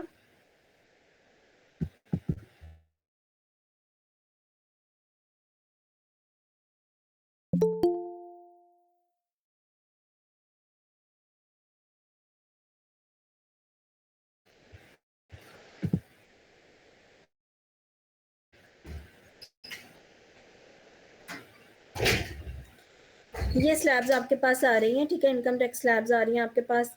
ये कितनी आपकी जो है वो उस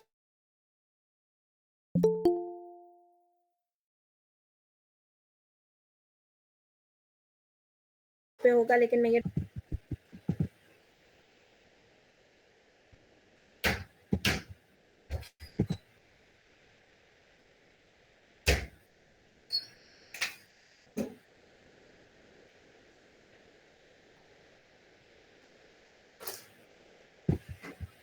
ठीक है।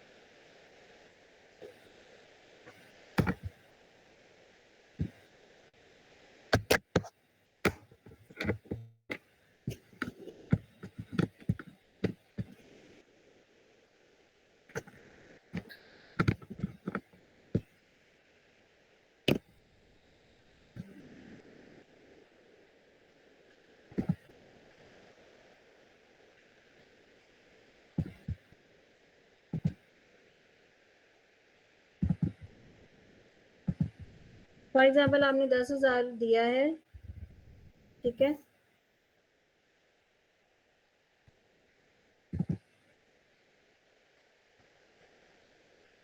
मंथली इनकम आपकी इतनी बढ़ रही है, ठीक है, और टैक्स डिडक्शन के बाद इतनी है। इसको आप 12 के साथ मल्टीप्लाई करेंगे तो आपकी जो मंथली इनकम है वो आ जाएगी। इसके अलावा जो सान इसकी चीज़ है ना, वो मैं आपको बता रही हूँ, मुझे मिल नहीं रहा वो बिल्कुल।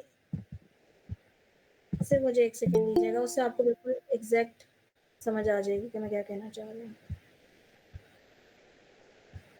मैं आपके साथ वो रिसीट शेयर करती हूँ, ठीक है। उसमें फिर आप लोगों के लिए ईजी हो जाएगा इसको अंडरस्टैंड करना।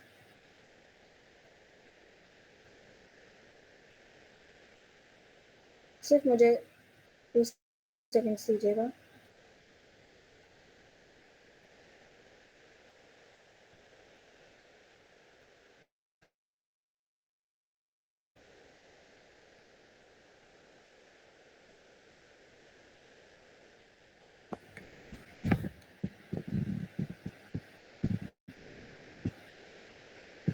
अगर आप लोगों के कोई क्वेश्चंस हैं तो पिछले वाले से रिलेटेड तो आप वो पूछ सकते हैं। मैं एक रिसीट निकाल रही हूँ जिससे आप लोगों को अंडरस्टैंडिंग ईजी हो जाएगी।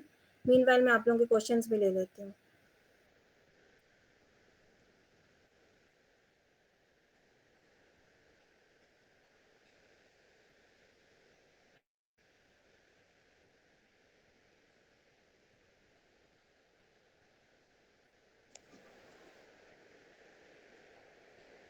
Excuse me madam. जी जी। मैडम आपसे क्वेश्चन ये था कि अगर किसी की सैलरी जो है वो 7 लाख से कम है तो उस पर टैक्स नहीं लगता। नहीं, उसके ऊपर टैक्स एप्लीकेबल नहीं होता। टैक्स ना लगने की रीज़न एडमिटेड टैक्स है, वो उस पर एप्लीकेबल नहीं होगा। क्योंकि आप देखें 7 लाख की जो सैलरी है, फॉर एग्जांपल 6,50,000 सैलरी है, उसके अंदर से आप 15% मेडिकल अलाउंस भी निकाल दें, ठीक, मेडिकल अलाउंस आपने निकाल दिया और साथ में आपने जो है इनकम टैक्स जो वो अपने ऑफिस में दे रहे हैं वो भी उसमें से डिडक्ट कर दें, तो पीछे सैलरी जो है वो कुछ भी नहीं बचती, उसके ऊपर कोई एडमिटेड टैक्स नहीं होता। नहीं मैडम, एक्चुअली मेरा क्वेश्चन ये था कि चूंकि अब 7 लाख पे तो जी जी। टैक्स नहीं आप पे लागू होता, तो अगर कोई हम्म। पर्सन ऐसा है कि जो अपने जॉब के साथ कोई ऐसा बिजनेस कर रहा है कि जिसका एफबीआर कोई अप्रूवल नहीं दे सकती आपको, मींस कि वो प्रूव नहीं कर सकती कि आप बिजनेस कर रहे हैं। फॉर इंस्टेंस कि मैं एक गाड़ी को जो है वो एज अ टैक्सी किसी और को देके चलवाता हूँ, तो अब हम्म। इसकी जो सैलरी जो है वो प्रूव तो नहीं हो सकती कि मैं बिजनेस के थ्रू कितना कमा रहा हूँ। तो इसको भी शो किया जाएगा, क्योंकि अब एफबीआर की तरफ से तो इसका कोई रिकॉर्ड नहीं होगा, तो हम तो नहीं फिर यानी नहीं, कि शो एफबीआर की तरफ करने से होगा। मैं आपको समझाती हूँ। जब आप अपनी बैंक स्टेटमेंट्स देते हैं ना एफबीआर को, ठीक है, तो आप अपनी बैंक स्टेटमेंट्स में क्लोजिंग बैलेंस अपना बताते हैं 30th जून का। अब मोड ऑफ ट्रांजैक्शन पाकिस्तान में क्या है, बैंकिंग ही है, ठीक है। आपके बैंक में जो क्रेडिट हो रहे हैं पैसे, वो कहाँ से क्रेडिट हो रहे हैं, आपने उसका एफबीआर को प्रूफ देना होता है। वो आपके आगे जाके वेल्थ स्टेटमेंट में आएगा। फिर एफबीआर अगर आप प्रूफ ना दे पाए तो एफबीआर आपको नोटिस भी सेंड करता है, ठीक।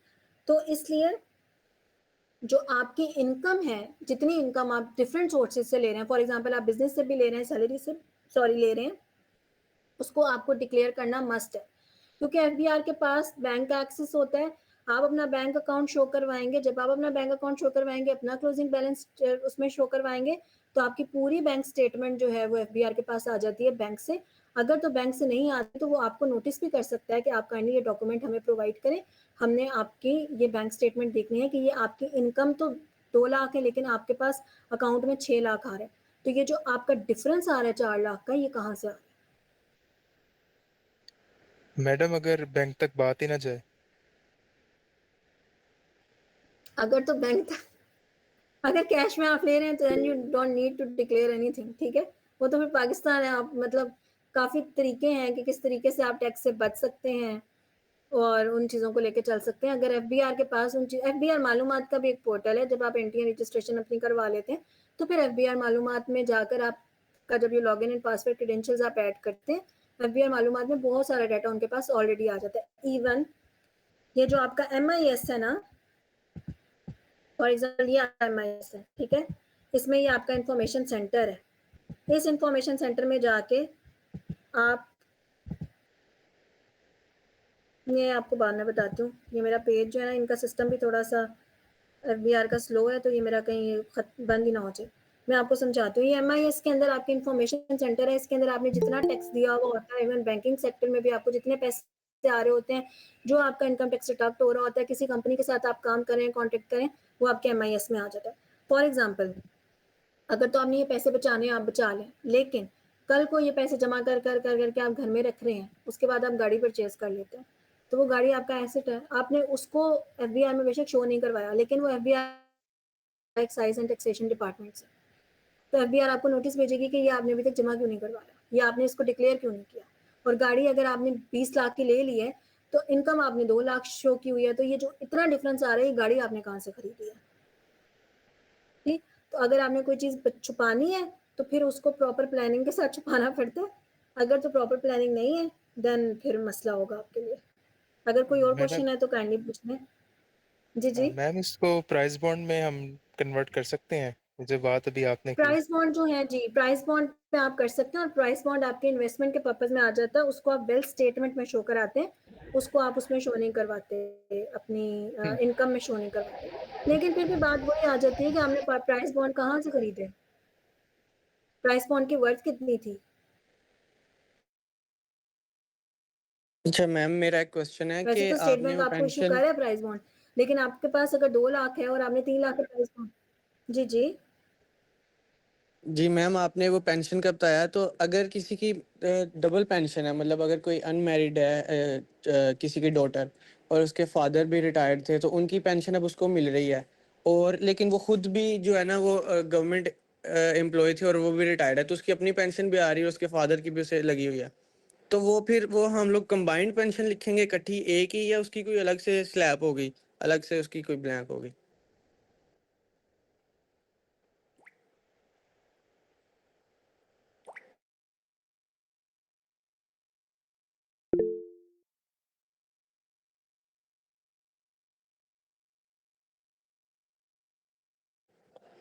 मैम मेरा क्वेश्चन आप सुन पाई हैं क्या?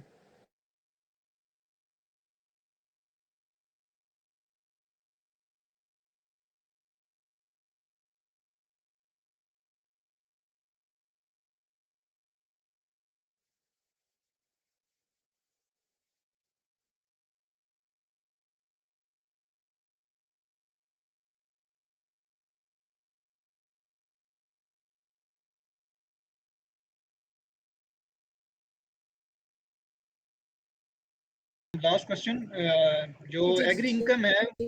एग्री इनकम है वो तो प्रोविंशियल टैक्स होता है ना उस पे, तो एफबीआर की उसमें जी एग्जेम्प्ट नहीं होगी सारी? अगर, अच्छा ये आपने बड़ा अच्छा सवाल पूछा है, ये मैं यही क्लियर करना चाह रही थी। अगर तो आप अपने प्रोविंशियल लेवल पे टैक्स दे रहे हैं ना, ठीक है, जी, जी। तो फिर तो आपको एफबीआर में एग्जम्पशन है। लेकिन अगर आप अपने प्रोविंशियल लेवल पे टैक्स नहीं दे रहे, ठीक, तो फिर आपको एफबीआर में वो टैक्स देना पड़ेगा और उस टैक्स की कैलकुलेशन आपकी बनती है जो आपका इनकम टैक्स डिडक्ट हो रहा है, जो पटवारी आपका डिडक्ट करता है। ठीक है, मैम अगर किसी की एनिमल से इनकम आ रही है या एनिमल्स हैं उनके, मतलब तो उस पे भी टैक्स होगा या नहीं? एनिमल के ऊपर जितनी भी इनकम आ रही है वो डिडक्ट, उसके ऊपर कोई टैक्स नहीं होता। फॉर एग्जांपल मुझे कोई एग्जांपल दें, फिर उसके बाद आपको गाइड करती हूँ। मैम मतलब अगर कोई हम लोग डेयरी वगैरह का काम करते हैं एनिमल से, तो उसकी इनकम है डेयरी प्रोडक्ट्स की, तो उस पे तो डेयरी उसका प्रोडक्ट जो होगा है वो कोई? बिजनेस में आ जाता है, डेयरी प्रोडक्ट आपके बिजनेस में आ जाता है। मुझे बताइएगा, स्क्रीन आपके साथ शेयर है? नो मैम अभी नहीं आ रही। ये देखें, ये अब मुझे बताइएगा, एक सेकेंड मैं आपको एक्सप्लेन कर देती हूँ। अब शेयर है? ये आपका डेयरी प्रोडक्ट से आपका बिजनेस में आ जाएगा। आप बिजनेस में जो अपनी इनकम शो कराएंगे, ये आपके एट्रीब्यूट्स हैं, आपने बताना है कि आप कहाँ से कर रहे हैं। ठीक है, ये आप बताते हैं, सिलेक्ट करते हैं अपनी ऑप्शन। फॉर एग्जांपल आप सर्विस प्रोवाइडर हैं, ठीक, ये सर्विस प्रोवाइडर आपके पास फूड सर्विसेज, केटरिंग का भी आ जाता है, ट्रांसपोर्टेशन का भी आ जाता है, इसी के अंदर डेयरी भी आ जाएगा। ठीक है, आगे बैंकिंग है, ये आपने एट्रीब्यूट सेलेक्ट करके यहाँ पर अपना वो शो करवा देना। ठीक है, एम आई ऑडिबल? क्वेश्चन है मैम, जी आपने जी कहा आप था कि ऑडिबल हैं। लॉयर्स के ऊपर टैक्स होता है, तो मैम इसके ऊपर तो स्टे नहीं चल रहा अभी रिसेंटली कोर्ट में हाँ जी, हमारा रोज आप, एडवोकेट के मुतालिक?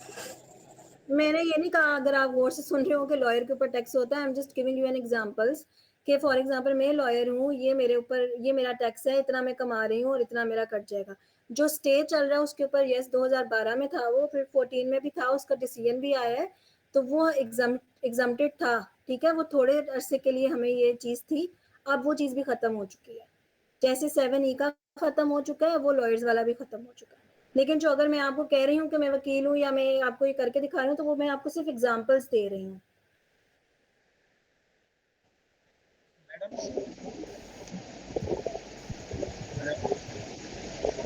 ये देख लें, ये लॉयर, अगर आप लॉयर हैं तो आप अपने एट्रीब्यूट में लॉयर लिखेंगे, रिटेलर है, मैन्युफैक्चरर है, ट्रेडर है, वो सारी ऑप्शंस इसके अंदर आ रही हैं।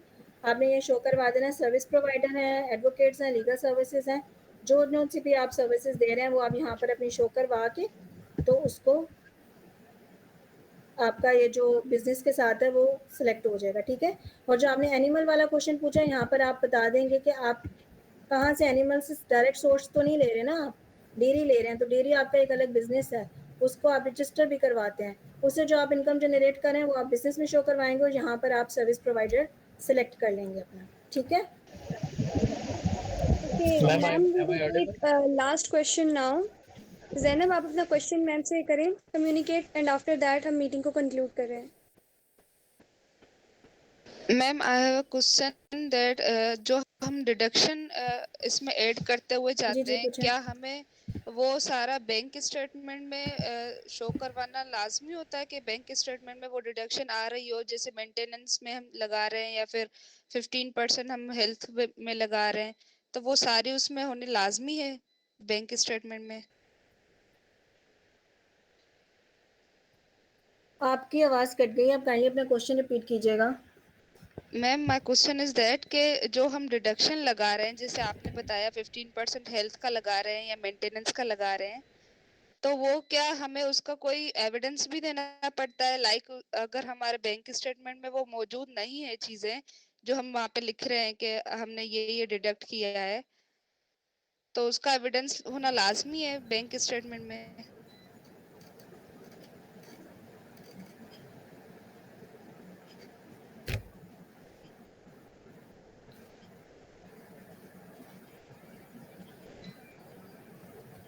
M I audible ma'am?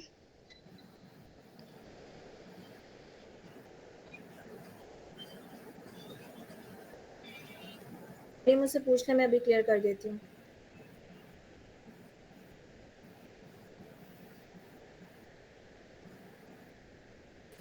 और मैम एक और भी क्वेश्चन है कि ये आपने बताया कि प्रोविंशियल लेवल पे अलग होता है टैक्स फाइल और एफबीआर में फेडरल लेवल पे अलग होता है, तो उनमें डिफरेंस भी बता दीजिएगा कि वो कौन से प्लेटफॉर्म पे होता है प्रोविंशियल लेवल वाला।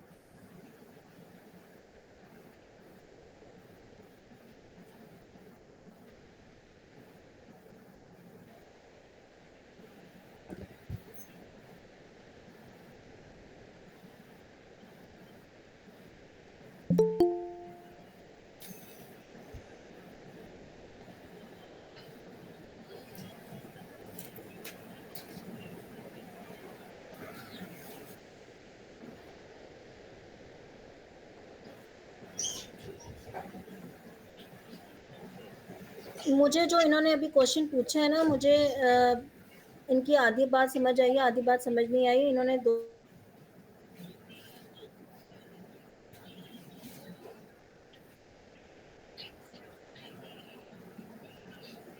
ओके मैम, हमारे पास चैट बॉक्स में भी कुछ क्वेश्चंस हैं, जैसे कि एक ने क्वेश्चन किया हुआ है कि हमारे पास अगर हम विदाउट NTN कोई अपना बिजनेस स्टार्ट कर ले तो उसकी प्रोग्रेस रेट क्या होगा, और एक और चीज़ ये भी है कि हम इसमें कितना टैक्स को इम्प्लीमेंट करके अपने बिजनेस को कर सकते हैं, आगे लेके जा सकते हैं। तो ये 2 क्वेश्चंस हमारे चैट बॉक्स में आए हुए हैं, तो काइंडली इनको भी एड्रेस कर दें।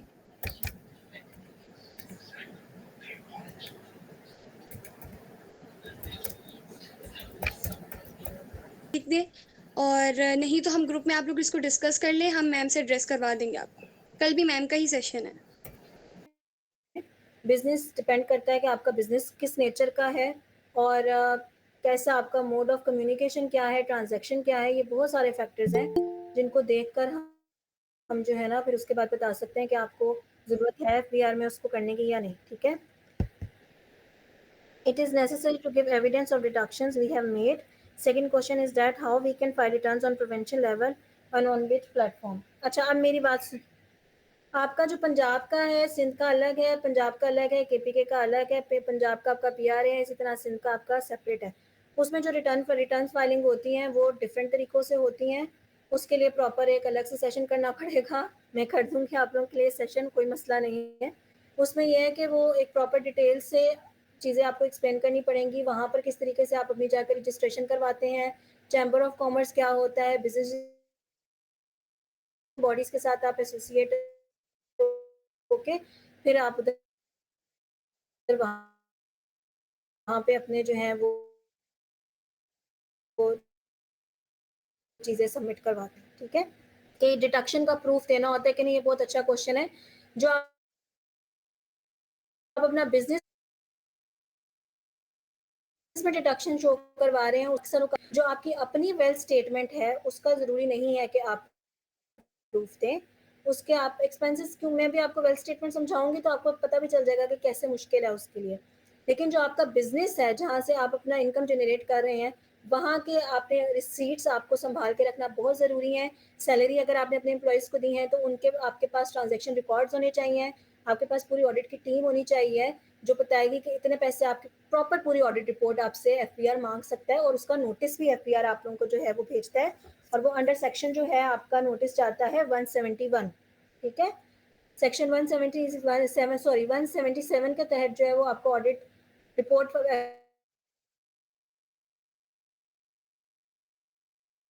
प्रोवाइड करें और उसकी पूरी ऑडिट रिपोर्ट हमें दें।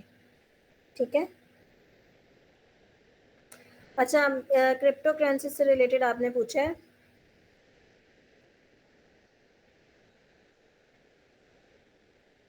अच्छा, ये बड़ा कंट्रोवर्शियल है। अब इसमें क्रिप्टो वाले भी बीच में शामिल हैं, बीच में वो वेब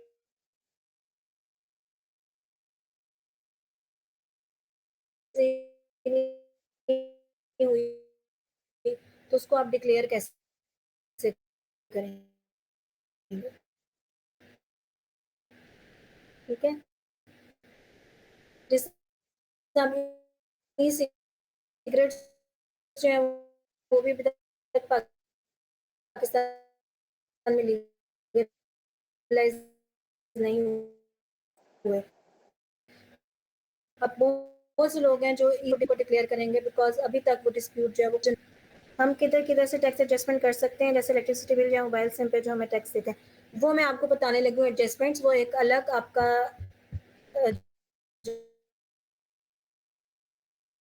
जो है ना एक सेकंड, स्क्रीन शेयर करने दें मुझे, मैं आपको सारे हैं, मैं एक्सप्लेन करने लगी थी, 1 सेकंड रुकिएगा।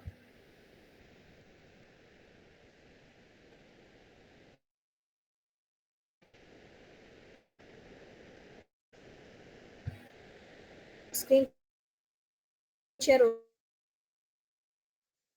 गया आई गेस।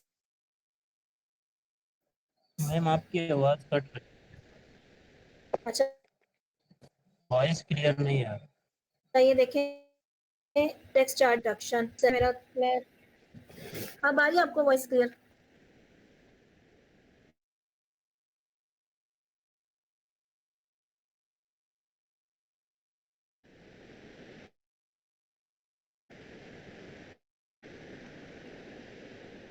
मुझे बताइएगा मैं ऑडिबल हूँ अब कि नहीं? जी मैम, जी मैम ऑडिबल हैं आप। ठीक है।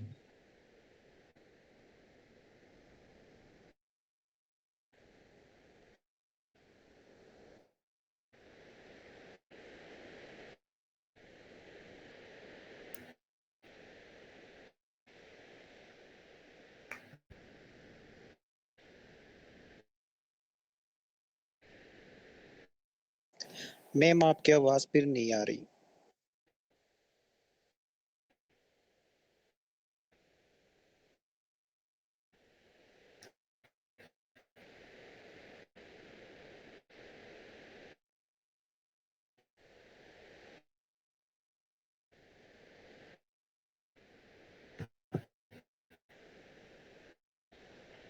अच्छा, एडजस्टमेंट वाला जिन्होंने क्वेश्चन पूछा है ये देख लें।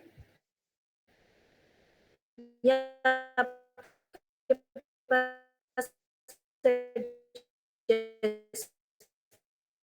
adjustments हैं?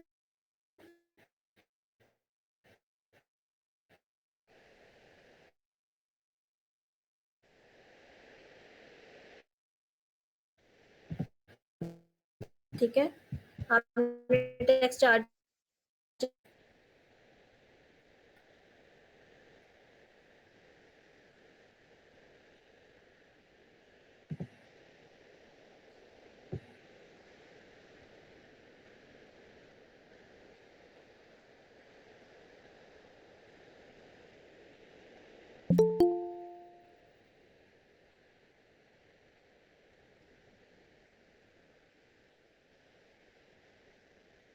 काइंडली मुझे बताइएगा मैं ऑडिबल हूँ कि नहीं?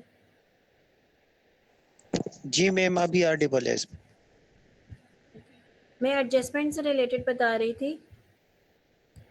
आपने जो एडवांस टैक्स दिया होता है और जो आपने इनकम टैक्स दिया होता है उसको आप क्लेम कर सकते हैं एफबीआर में, ठीक है?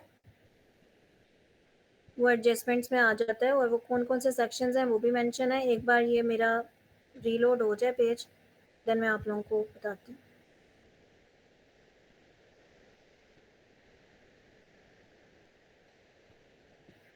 ये देखिए, ये आपके पास आ रही है प्रॉपर्टी, वो क्योंकि इंटरनेट इशू हुआ था, सिग्नल्स की वजह से सारा डाटा जो है वो हो गया, लेकिन डाटा ड्राफ्ट में भी चला जाता है, वो फिर लंबा प्रोसीजर हो जाएगा, मैं आप लोगों को बाद में समझाती हूँ।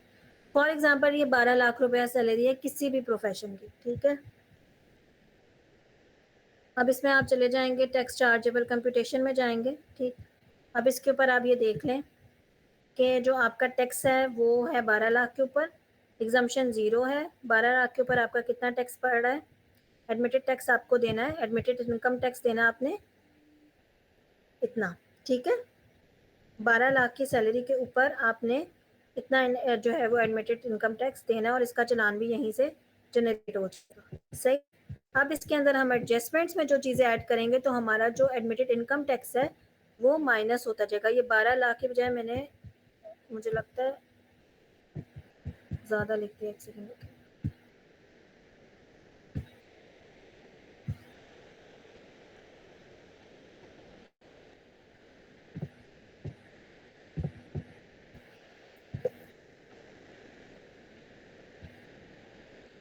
ताकि आप लोगों के लिए माइनस करना भी ईजी हो जाए, ठीक है? 1 मिलियन हो गया, 1 मिलियन के ऊपर हम देखते हैं कि कितना हमारे ऊपर जो है वो एडमिटेड टैक्स बन रहा है। 1 मिलियन के ऊपर आपका 20,000 रुपये एडमिटेड टैक्स बन रहा है, ठीक है? अब इस 20,000 रुपये को आप एडजस्ट कर सकते हैं एडवांस टैक्स में, विद होल्डिंग टैक्स में और इनकम टैक्स में। इसने इनकम जनरेट किया, ये आपके एडजस्टमेंट्स आ गई। ठीक, अंडर सेक्शन 149 एम्प्लॉयमेंट में आप बताते हैं कि पूरे साल की आपने 10 लाख रुपया सैलरी ली और उसके ऊपर इनकम टैक्स आपका डिडक्ट हुआ 1,50,000। ठीक है, ये आपका इनकम टैक्स डिडक्ट हुआ इसमें, इसको आपने यहाँ पर मेंशन कर दिया, इसको आप कैलकुलेट कर। ठीक है, ये एडजस्टमेंट्स का बता रही हूँ जिन्होंने मुझसे एडजस्टमेंट्स वाला क्वेश्चन किया था। उसके बाद नीचे आ जाए आप, तो ये profit on debt non residence आ गया, पेमेंट होगी नॉन रेजिडेंस की। ये डिफरेंट कैटेगरीज हैं जिसके अंदर आप इसमें एडवांस टैक्स भी कटता है, किसी में विद होल्डिंग भी कटता है और किसी में जो है वो आपका इनकम टैक्स जो आपका वो मैंने ऑलरेडी कर दिया। हाँ, अगर कोई आपने एग्रीमेंट साइन किया अगर कॉन्ट्रेक्चुअल जॉब करें उसके अंदर भी आपका इनकम टैक्स कटता है। ये आपका जो इलेक्ट्रिसिटी बिल है इसके अंदर विद होल्डिंग टैक्स आपका कटता है। आपने अपना कंज्यूमर नंबर बताना होता है और टेलीफोन बिल्स के अंदर भी इसी तरह ही है, आपका 5% कटता है। आपने वो 5% जो है कैलकुलेट करना है। इंटरनेट आप डलवा रहे हैं उसके अंदर आपको एक टैक्स सर्टिफिकेट मिलता है। आप अपने नंबर पे भी जो बैलेंस डलवा रहे होते हैं, एक फॉर एग्जांपल आपके पास जैज़ की सिम है तो आप जैज़ की वेबसाइट पे जाएंगे, अपना टैक्स सर्टिफिकेट डाउनलोड करेंगे, उस टैक्स सर्टिफिकेट के अकॉर्डिंग आपको पता चल जाएगा कि आपका इतना टैक्स कटा है और वो टैक्स आप यहाँ पर लिख देंगे कि टैक्स कितना कलेक्ट हुआ है आपका। ठीक है, यहाँ पे आप अपने ये ऐड कर देंगे, रेफरेंस नंबर ऐड कर देंगे, कॉन्टेंट्स ऐड कर देंगे, मैं कुछ भी ऐड करके आपको समझा देती हूँ। ठीक है, फॉर एग्जांपल मैं इसको कर लेती हूँ जैज़, मैंने अब इसको सबमिट करवा दिया। यहाँ पर आपने बताना है कि ये टेलीफोन बिल हो गया, सॉरी मैं इसको PTCL कर देती हूँ। ठीक है, पूरा आपका पूरे साल का बिल आया है आपका फॉर एग्जांपल 25,000 रुपया, उसके ऊपर कितना टैक्स है वो आप कैलकुलेट कर लें। आपके बिल के ऊपर ही लिखा हुआ होता है, जो बॉक्स होता है उसके ऊपर WHT करके लिखा होता है, जिसको कहते हैं विद होल्डिंग टैक्स। 365 रुपीज़ अमूमन होता है, कभी 286 भी होता है, उसको कैलकुलेट कर लें। वो जितना है फॉर एग्जांपल वो 2,000 है, ये डिडक्ट हो गया, आप इसको क्लेम कर सकते हैं। ठीक है, कैलकुलेट करें, ये पेमेंट्स आपकी एडजस्ट हो जाएंगी। ठीक है, अब आप कंप्यूटेशन में जाते हैं, ये आपकी पेमेंट्स अब देखें, आपको वो कह रहा है कि एडमिटेड टैक्स की लाइबिलिटी आपकी ख़त्म हो गई, रिफंडेबल इनकम टैक्स आपका इतना आ गया, ये आप FBR से रिफंड करवा सकते हैं अंडर सेक्शन 170। ठीक है, विद इन 2 ईयर्स। ठीक, विद होल्डिंग टैक्स इनकम आपकी इतनी आ गई, इतनी इनकम के ऊपर जो आपका लाइबिलिटी बन रही थी वो उन्होंने एडजस्ट कर दिया और जो ऊपर बच गया वो आप रिफंड करवा सकते हैं FBR में with in 2 years.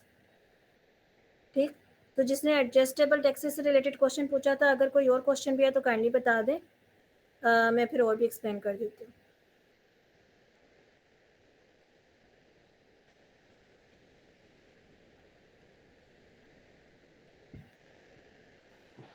Excuse me, madam मेरा ma'am. एक्सक्यूज मी जी जी पूछिएगा। मैम, मैंने ना अपडेटेड इनकम टैक्स ऑर्डिनेंस अभी ओपन किया हुआ है जी और जी उसमें फर्स्ट शेड्यूल में जो सैलरी के रेट्स हैं उसमें मैडम कहीं भी 7 लाख की कैटेगरी नहीं है। मैं आपके साथ शेयर कर देती हूँ। आपको मैं बता दूँ, इनकम टैक्स के साथ फाइनेंस एक्ट भी चलता है। अभी आप सिर्फ इनकम टैक्स पढ़ रहे हैं, फाइनेंस एक्ट के अंदर जितने इनकम टैक्स से रिलेटेड लॉज हैं वो सारे आते हैं।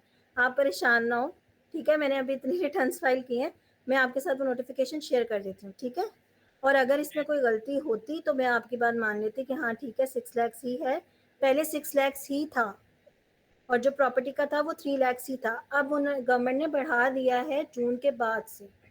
ठीक है, अमेंड किया इसको। काइंडली कोई डॉक्यूमेंट शेयर कर दें। मैं आपके साथ वो डॉक्यूमेंट शेयर कर देती हूँ। Thank you. ठीक है, अगर आप Excuse me, income tax madam. को देख रहे हैं तो इनकम टैक्स के अंदर प्रोसीजर लॉज हैं और सब्सटेंटिव लॉ हैं, लेकिन आपका फाइनेंस एक्ट जो है वो भी प्रोसीजर लॉ है, जहाँ से आपको नोटिस और बाकी चीजें आती हैं वो इसके साथ एप्लीकेबल है। बट मैम दैट मेरा वाज नॉट द क्वेश्चन है, टॉपिक टू कवर, तो मैंने इसीलिए फाइनेंस एक्ट का जिक्र ही नहीं किया ताकि आप लोग कंफ्यूज ना हो।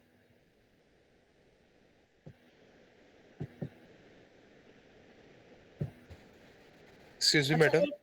जी जी पूछें। मैडम मैंने बस ये पूछना था कि आपने कहा था कि 15% जो है ना हम लोग ने एडजस्ट कर सकते हैं मेडिकल बिलिंग में। मैडम अगर कुछ लोग जो हैं वो अगर फेक सर्टिफिकेट्स या मतलब आप समझ रहे हैं इस तरीके से कोई तरीका आपकी आवाज़ बना लें बहुत किसी हल्की है, आप डॉक्टर्स के थ्रू थोड़ा-सा सर्टिफिकेट काइंडली बनवा लें। ऊँचा बोलिएगा।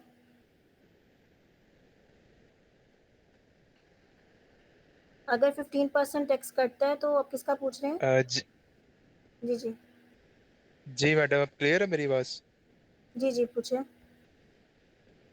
मैडम तो मैंने ये पूछना था कि अगर कोई किसी डॉक्टर्स के थ्रू कोई फेक सर्टिफिकेट या कोई फेक मेडिकल बिल बनवा ले, तो मैडम ये तो फिर एप्लीकेबल होगा फिर इस तरह भी?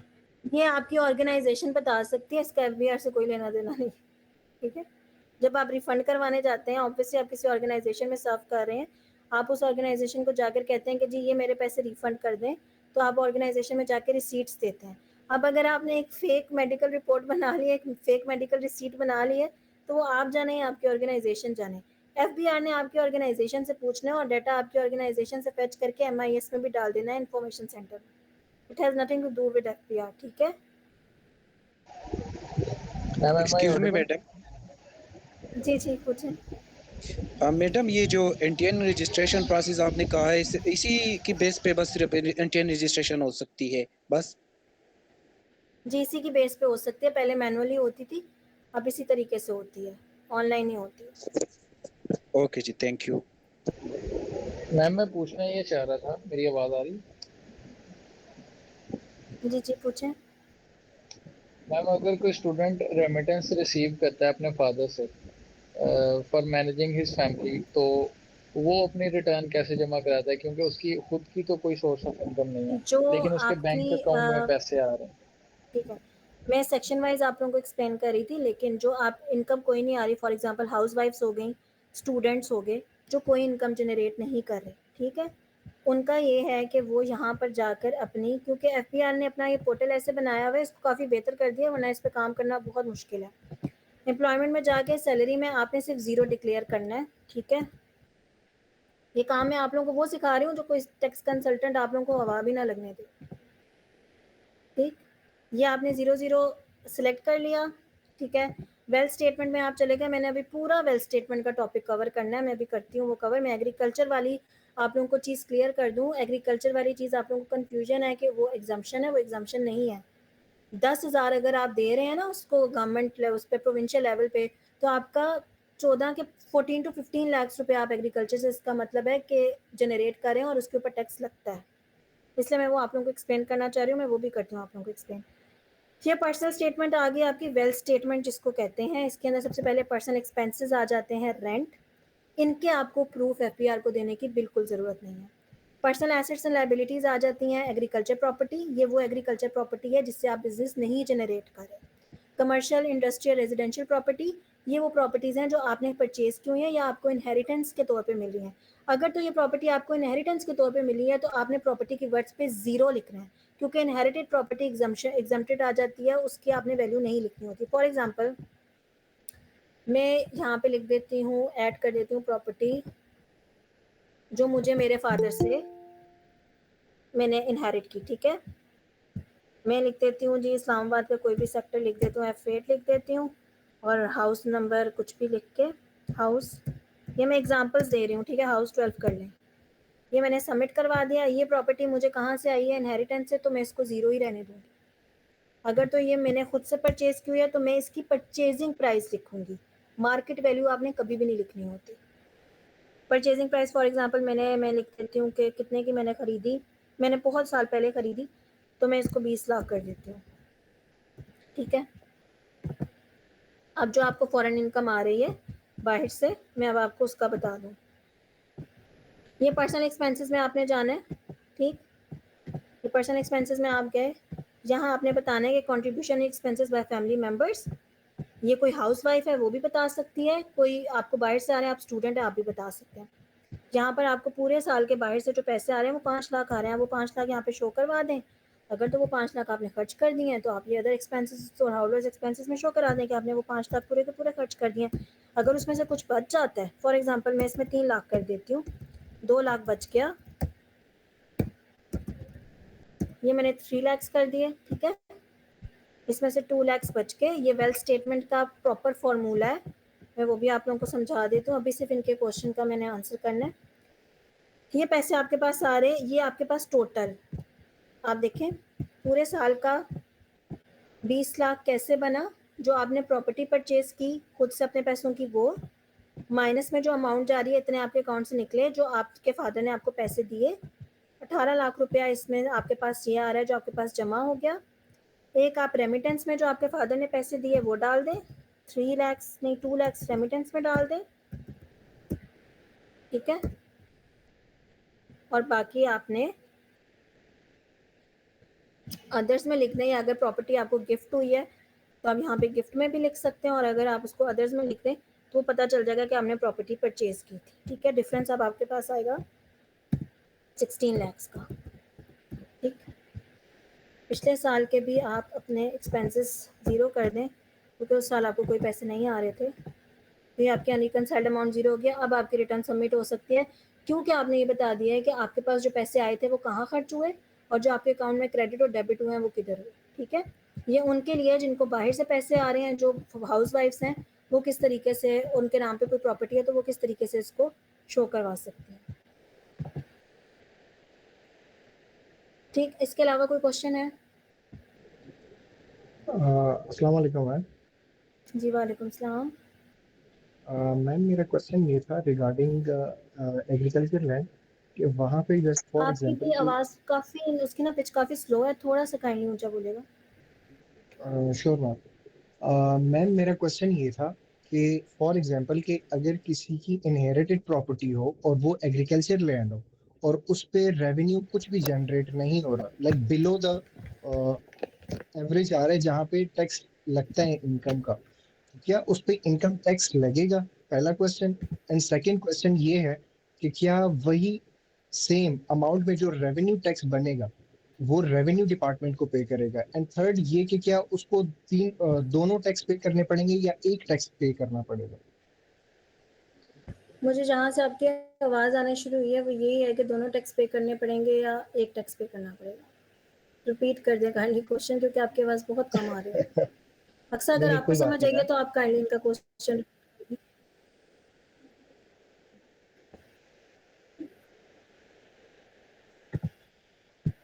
जी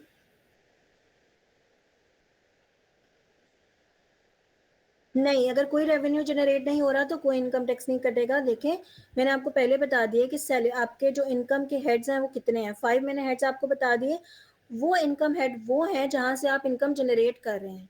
अगर तो आप एग्रीकल्चर से इनकम जनरेट नहीं कर रहे तो फिर आप अपनी एग्रीकल्चर लैंड को यहाँ पर डिक्लेयर करेंगे नॉन बिजनेस में, ठीक है। ये आपके आगे पर्सनल एसेट्स एंड लायबिलिटीज, यहाँ पर आप अपनी एग्रीकल्चर प्रॉपर्टी को शो करेंगे, ठीक है। Hello ma'am, can you hear? जी मुझे बताइएगा, पूछिएगा सवाल।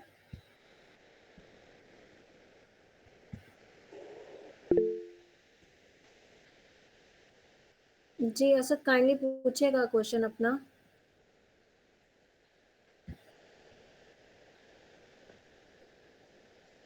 सर आप चैट बॉक्स में टाइप कर दें ma'am can you message. Hear me? What if I show the FBI that I am a business owner and my income per year could be, let's say 10 million and 20 million, but it's see to double or triple because of the surplus business income generated in just say 4 to 6 months. आपका जो tax year है ना, मुझे I am a business owner and my income per year could be, ठीक है। तो जितनी exceed करेगी आपको वो शो करवानी है ना, आपके अकाउंट में तो आ रही होगी वो इनकम, सही है। अब फॉर एग्जांपल उस टैक्स ईयर में एकदम से सरचार्ज नहीं हो रहा है, सरप्लस नहीं हो रहा, तो फिर तो आपको वो शो नहीं करवानी। रातों रात तो आपका बिजनेस एकदम से ऊपर नहीं चला जाता, और अगर रातों रात जा रहा है तो वो अगर जून से पहले पहले जा रहा है तो वो टैक्स ईयर में फॉल कर रहा है। अगर तो मुझे आपका सवाल सही समझ आए, वो टैक्स ईयर में फॉल कर रहा है, ठीक है। तो फिर आपको वो शो करवाना पड़ेगा कि आपने कितना किया है। जो आप अपनी ऑडिट रिपोर्ट्स बिजनेस की बनाते हैं उसके अंदर आप सब कुछ एंटिसिपेट करते हैं, ठीक है, कि कितना आपको नुकसान हो रहा है, कितना बिजनेस जो है उसमें ऊपर जाना है, क्या उसका सीन है, वो सारी ऑडिट रिपोर्ट आपकी बनती है। उस ऑडिट रिपोर्ट के अकॉर्डिंग आपने अपनी फाइलिंग करनी होती है। ऐसे नहीं है कि फॉर एग्जांपल मैंने ये रैंडम आईआरएस ओपन कर लिया है और इस रैंडम आईआरएस को ओपन करके मैंने बस अंदाजे से अपनी रिटर्न फाइल करना शुरू कर दिया। हमें एक्सेल के ऊपर प्रॉपर शीट्स बनानी पड़ती हैं। उसके बाद हमें जो कंपनीज हैं जो बिजनेस कर रही हैं उनसे प्रॉपर ऑडिट रिपोर्ट्स लेनी पड़ती हैं। उन ऑडिट रिपोर्ट्स को हम रीड करते हैं, उसके बाद प्रॉपर हम उसके अकॉर्डिंग वेल्थ स्टेटमेंट्स बनाते हैं, बिजनेस की रिपोर्ट्स बनाते हैं और फिर जाके फाइलिंग करते हैं। क्योंकि एफबीआर जो है वो नोटिस भेजता है 5 सूरतों में, और उसमें ये भी एक जो है ना सीन है कि आप ऑडिट रिपोर्ट अपनी सबमिट करवाएं। मैम जुनैद का क्वेश्चन Which है कि profession अभी we need to show if a person is a lawyer and a professor in medical field and a business owner? आपको अपना प्रोफेशन अगर शो करवाना है ना तो वो सैलरी पर्सन में नहीं करवाना होता, वो बिजनेस में शो करवाना होता है।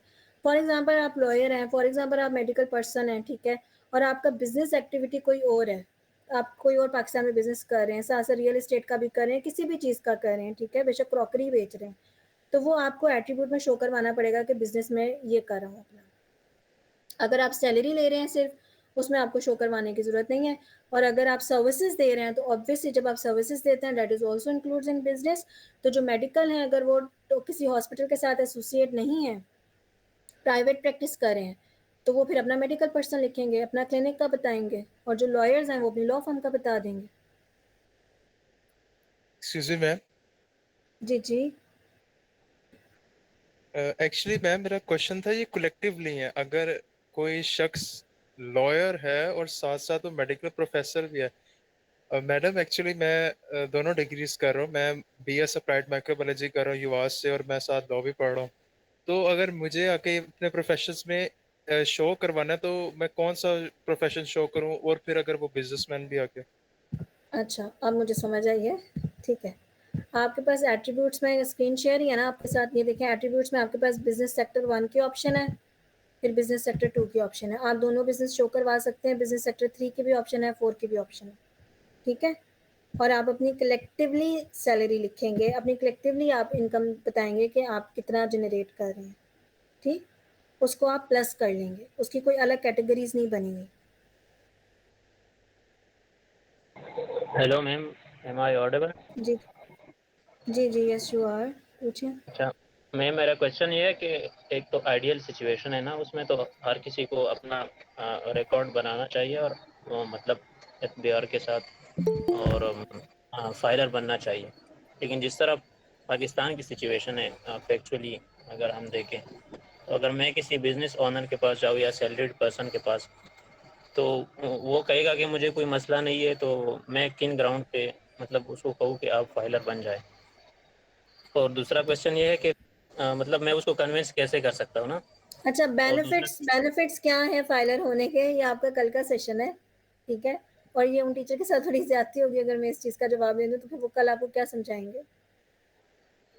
Okay okay, thank you. Benefits, हाँ जी, अच्छा दूसरा जो क्वेश्चन। बेनिफिट्स हैं टू बिकम अ फाइलर, उसके क्या बेनिफिट्स हैं वो कल आपको डिटेल में एक्सप्लेन करेंगे। और फिर क्लाइंट्स को आजकल पाकिस्तान की जो सिचुएशन है और जो अभी न्यू बजट अगर आप लोगों ने रीड किया हो, उसके बाद तो मेरे ख्याल से कोई पर्सन जो एग्जाम्प्टेड भी है उसको भी एनटीएन अपना बना लेना चाहिए, क्योंकि इसके फ़ायदे बहुत हैं। अच्छा अच्छा, दूसरा क्वेश्चन ये था कि जो नेचुरल डिजास्टर्स होते हैं, तो जी रजिस्टर्ड अगर कोई बिजनेस है या इनकम है तो उस पर टैक्स चार्ज हो रहा होता है मंथली, तो फिर ठीक उसको है। पोर्टल पे कोई ख़ास मुझे नज़र नहीं आया कि फिर उसको मतलब कैसे शो अच्छा, कराना पड़ता है। जो मंथली चार्ज होता है ना टैक्स, वो सेल्स टैक्स होता है। जो एनुअली चार्ज हो रहा है ना टैक्स, वो आपका होता है इनकम टैक्स, ठीक है। अगर आपको कोई नुकसान हुआ है या कोई चीज़ हुई है तो आप उसको अदर्स में शो करवा दें। अगर इनकम टैक्स में आप बता रहे हैं कि आपको ये लॉस हो रहा है, वो मैंने ऊपर एक्सप्लेन किया था कि लॉस में जाके आप उसको अदर्स में शो करवा दें, वो अदर्स की कैटेगरी एफबीआर ने इसीलिए दी हुई है। बाकी जब बिज़नेस अफेक्ट होता है तो आपको पता है कि टैक्सेस और बाकी सब चीज़ें भी कम लग जाती हैं उन बिज़नेस के ऊपर। जो भी आपकी कॉन्ट्रैक्ट होते हैं, सारी चीज़ें जो हैं वो आपके नेचुरल डिज़ास्टर से अफेक्ट होती हैं, तो फिर वो उनकी वो वैल्यू नहीं रहती। Thank you ma'am, thank you very much. इसके अलावा कोई क्वेश्चन है? मैं आपको ना एक बार ये सेशन कंप्लीट हो जाए मैं आपको ये नोटिफिकेशन शेयर कर देती हूँ, ठीक है। Hello, ma'am. Hello. Ma'am, can you hear me? जी, जी। Ma'am, my question is that if a person is making his living from livestock, would he be eligible for the tax, and what are the requirements for that? Per annum deal देखी जाएगी या उसकी cell देखी जाएगी, क्योंकि most of the transaction जो होते हैं वो कैश में होते हैं लाइवस्टॉक में, तो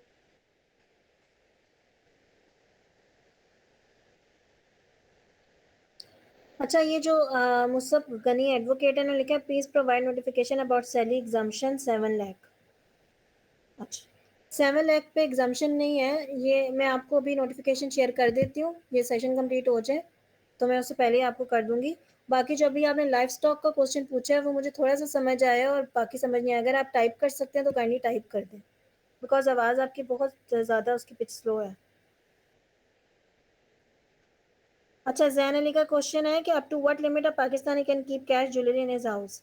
अगर तो आपके पास गार्ड है, ठीक है, और वो आपकी चीज़ों की अच्छी खासी टेक केयर कर सकता है और आपको लगता है कि आप एक अच्छी सोसाइटी में रह रहे हैं, it has nothing to do with FBR. अगर आप एक अच्छी सोसाइटी में रह रहे हैं और आपको लगता है कि आपके घर डाका नहीं पड़ सकता, डिक्वाइटी नहीं हो सकती, चोरी नहीं हो सकती, तो जितनी मर्जी रख लें, ठीक। वरना कैश और बाकी सब चीज़ें जो हैं वो अब बैंकिंग के उसमें चली गई हैं। एफबीआर बिला वजह आकर जो है वो रेट नहीं करता। एफबीआर रेट सर्टन सर्कमस्टांसिस में करता है। एफआईए जब इन्वॉल्व होता है तब एफबीआर भी इन्वॉल्व होता है, जब उससे रेट करनी होती है, और फिर ये एजेंसीज जो हैं ये रेट करती हैं जब आपके बारे में कोई प्रॉपर इंफॉर्मेशन इनके पास आ रही हो ब्लैक मनी, ठीक है। तो इसके अंदर कोई लिमिट प्रिस्क्राइब नहीं होती, डिपेंड करता है कि आपके पास आप ऐसा कोई काम तो नहीं करे जिसकी एफबीआर को या एफआईए को आइडिया हो गया, और फिर उसके अकॉर्डिंग वो रेट करते हैं, अगर ये क्वेश्चन रेट से रिलेटेड भी है तो। When we first register on IRS website, do we register with our own details or with the client details? नहीं, अगर तो आपने क्लाइंट का रिटर्न सबमिट करवानी है then you have to register client details ना, ठीक है। अगर आपने अपनी रिटर्न सबमिट करवानी है देन आप अपनी रिटर्न सबमिट करवा लें, लेकिन अगर आप क्लाइंट की भी डिटेल्स सबमिट करवाना चाह रहे हैं ना, एनटीएन के लिए क्लाइंट की डिटेल्स ही रिक्वायर्ड है। हाँ, वैसे ऑप्शन आपके पास होता है कि आप ऐड कर देते हैं। मैं इसको सेव कर लेती हूँ, ठीक है, ताकि आपको इस क्वेश्चन का आंसर अच्छे से कर सकूँ। आप यहाँ पर इस प्रोफाइल में जाते हैं, ठीक है, ये आपके पास प्रोफाइल आ गई। इस प्रोफाइल में आप देखते हैं ऑथराइज रिप्रेजेंटेटिव, जहाँ पर आप अपना नेम ऐड कर देते हैं, या लीगल रिप्रेजेंटेटिव जो आपके रिटर्न सबमिट करवा रहा है, ठीक है। क्लाइंट की केस में आप ऐड कर दें, और उसके बाद आप जब अपनी रिटर्न भी ओपन करेंगे तो आपके पास क्लाइंट की डिटेल्स भी आ जाएंगी और अपनी डिटेल्स भी आ जाएंगी, सही है। लेकिन जब आपने एनटीएन बनाना है तो obviously you have to add the client details. एक बार उसकी प्रोफाइल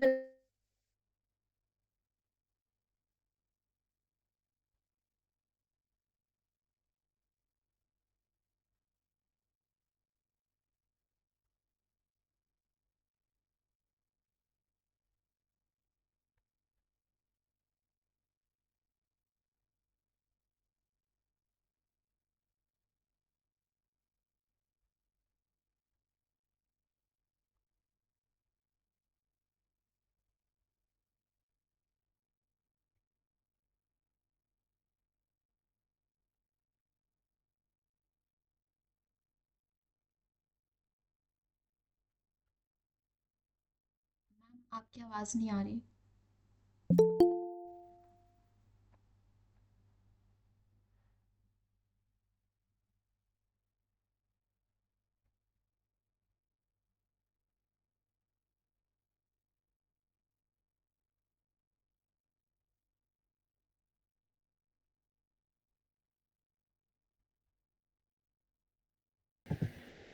अच्छा, ये मैं मुझसे क्वेश्चन उन्होंने क्या किया था जी।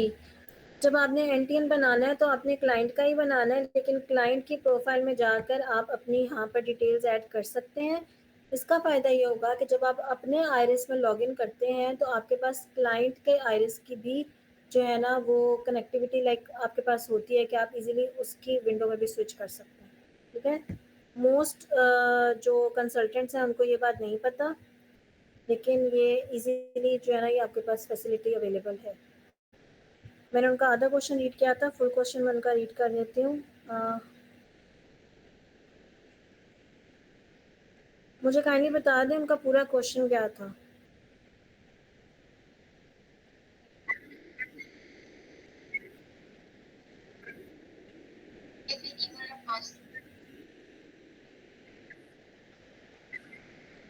ईमेल और पासवर्ड इसलिए आपको दिया जाता है कि आप अगर आपका पासवर्ड आप भूल जाएं तो आप रिकवर कर सकते हैं पासवर्ड इजीली, जिस तरह आप बाकी सोशल मीडिया अकाउंट्स के लिए ईमेल और पासवर्ड को सिक्योर कर लेते हैं कि आप अपना पासवर्ड इजीली सिक्योर कर लें। ठीक है, सेम इसी तरह आईरिस भी यही बात कहता है। आईरिस में जब आपको कोई एफबीआर ने कोई आपको नोटिस भेजना होता है तो वो आपकी ईमेल पे आपको आ जाती है नोटिफिकेशन बहुत सारी चीज़ों की, तो वो ईमेल आपसे इसलिए भी मांगता है। ठीक, और मैम सेकंड पार्ट है कि and during registration there is a type option, can you please explain what that means in simple words? Which option? Type option? GTYPE। किस चीज़ की टाइप ऑप्शन है, थोड़ा सा मुझे बताएं। अगर तो रेजिडेंस जो आपका एड्रेस है उससे रिलेटेड टाइप ऑप्शन है तो वो मरलाज होंगे या कैटेगरीज होती हैं। मरलाज में आपकी प्रॉपर्टी एकर्स में है, रेजिडेंशियल प्रॉपर्टीज़ हैं, वो उसकी टाइप की ऑप्शंस आएंगे। While registration there is an option of unit, can you please explain? जी, यूनिट की जो ऑप्शन आपके पास आ रही है वो आ रही है आपके घर से रिलेटेड। ठीक है, आप एड्रेस से रिलेटेड बात कर रहे हैं ना।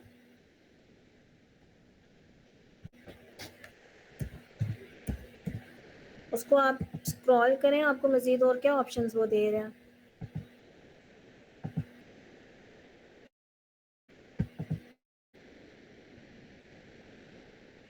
यूनिट नंबर, अच्छा मैं आपको बताती हूँ। ये आपने सेलेक्ट किया, फॉर एग्जांपल आपने अपना टाइप सेलेक्ट की है, एग्रीकल्चर लैंड आपका, कमर्शियल प्रॉपर्टी, इंडस्ट्रियल, रेजिडेंशियल है। रेजिडेंशियल लैंड आपने सेलेक्ट कर ली। अब यहाँ पे यूनिट नंबर पे आप सेलेक्ट करेंगे, मरलाज आ रहे होते हैं, टोटल एरिया आपका कितना है वो है। यहाँ पर आप अपना बता देंगे स्ट्रीट नंबर, फॉर एग्जांपल आपका एड्रेस आ रहा है house number this and this, तो आप हाउस करेंगे स्ट्रीट 12, आप यहाँ पे लिख देंगे हाउस नंबर 12 कर दें। कॉम्प्लेक्स एंड स्ट्रीट कर दें, स्ट्रीट आप कर दें 16। ठीक है, एरिया एंड लोकेलिटी आप कर दें, आप जहाँ पर भी रह रहे हैं, फेट में रह रहे हैं फेट कर दें। G8 लिख दिया, सॉरी गलती से मैंने। अगर आप लाहौर में कहीं रह रहे हैं तो लाहौर की किसी DHA सोसाइटी कुछ भी उसका नाम लिख दें, इंटेंसिटी सिलेक्ट कर दें। ठीक है, हेलो समझ आ मैम, गया? आवाज आ रही है? हेलो। जी जी बताइएगा। क्वेश्चन अगर आप टाइप कर दें तो मेरे लिए ज़्यादा इजी है, क्योंकि आवाज़ बहुत पिच बहुत स्लो है आवाज़ की। Ma'am, in your opinion how effectively are taxes being utilised in Pakistan? मैं अपना ओपिनियन अभी इस टाइम नहीं दे सकती, ठीक है, इसलिए क्योंकि और बहुत सारी चीज़ें जो मुझे कवर करनी है। पाकिस्तान का वही हाल है जो पॉलिटिकली पाकिस्तान का हाल है, और इकोनॉमिकली आप पाकिस्तान का हाल देखें तो उससे आप जज कर सकते हैं। Right now I am a neutral person because मैं एक लेक्चर डिलीवर कर रही हूँ। सो मैं किसी भी ऑर्गेनाइजेशन, मैंने FBR के साथ काम किया है, मैंने SCCP के साथ भी काम किया है। सो मैं किसी भी ऑर्गेनाइजेशन के बारे में नहीं कह सकती कि ये ऑर्गेनाइजेशन गलत है या नहीं। हाँ, आपको जहाँ तक बेनिफिट मिल सकता है उस हद तक पाकिस्तान में बेनिफिट नहीं मिलता, टू सम एक्सटेंड मिल जाता है, लेकिन जिस तरह रिफ़ंड है आपके पैसे रिफ़ंड नहीं होते। पार्टियों के पास 10 चक्कर भी लगा लें, जो रियलिटी है ग्राउंड बेस्ड रियलिटी है, लॉ में तो लिखा हुआ है कि आप 2 साल में रिकवरी मांग लें, वो आपके रिकवर नहीं होते। देन आपको रिट पिटिशन करनी पड़ती है, फिर वो देखता है कि क्या वाकई आपको आपके पैसे रिफ़ंड होने चाहिए कि नहीं होने चाहिए। इतनी हैसल है कि लोग उसके ऑप्शन की तरफ जाते नहीं हैं, यानी सेक्शन 170 का वो जमा ही नहीं करवाते। तो पाकिस्तान में यही हाल है ऑर्गेनाइजेशंस का। इवन आप नॉन रेजिडेंट्स पाकिस्तानी हैं, आपने पाकिस्तान में प्रॉपर्टी सेल करनी है, ज़रूरी नहीं है आप टैक्स जमा करवाएं। लेकिन फॉर एग्जांपल आपका घर DHA में था या बैरिया टाउन में था या किसी भी सोसाइटी में था, जब आप जमा करवाने जाते हैं, सेल करने जाते हैं प्रॉपर्टी, तो 2.5 CR से ऊपर की अगर आपकी प्रॉपर्टी की वर्थ हो तो उसके ऊपर आपका 7E का जो है वो टैक्स एप्लीकेबल होता है। 7E का भी टैक्स है, मैं आपको एक्सप्लेन कर दूंगी। अगर तो उससे कम की प्रॉपर्टी है तो आपको एग्जाम्शन है, लेकिन फिर भी वो आपको कहते हैं कि आप एग्जाम्शन लेकर आएँ, जबकि ओवरसीज़ पाकिस्तानी को इवन एनटीएन बनाने की भी ज़रूरत नहीं है।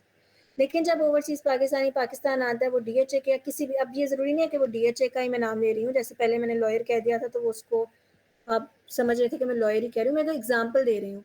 किसी भी सोसाइटी में आप चले जाएँ ट्रांसफ़र करने के लिए अपनी प्रॉपर्टी सेल के लिए, वो आपको कहेगा कि जी एज अ सेलर आप 7E का सर्टिफिकेट दें। आप कहें जी मेरे ऊपर एप्लीकेबल नहीं है, I am non residence Pakistani, वो कहेगा जी आपके ऊपर एप्लीकेबल नहीं है।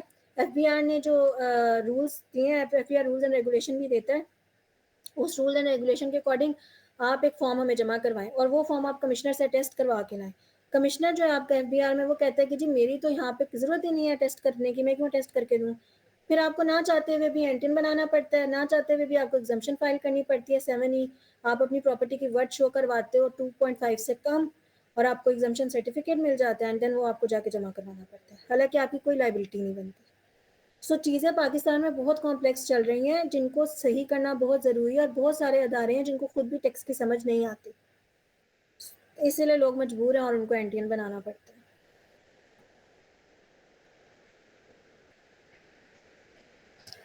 कैसे कि इसी वक्त अपने क्लाइंट का लॉगिन आईडी मेरे वाली बात दोबारा करने कैसे क्लाइंट के आसानी से अपने आईडी से ओपन कर सकते हैं।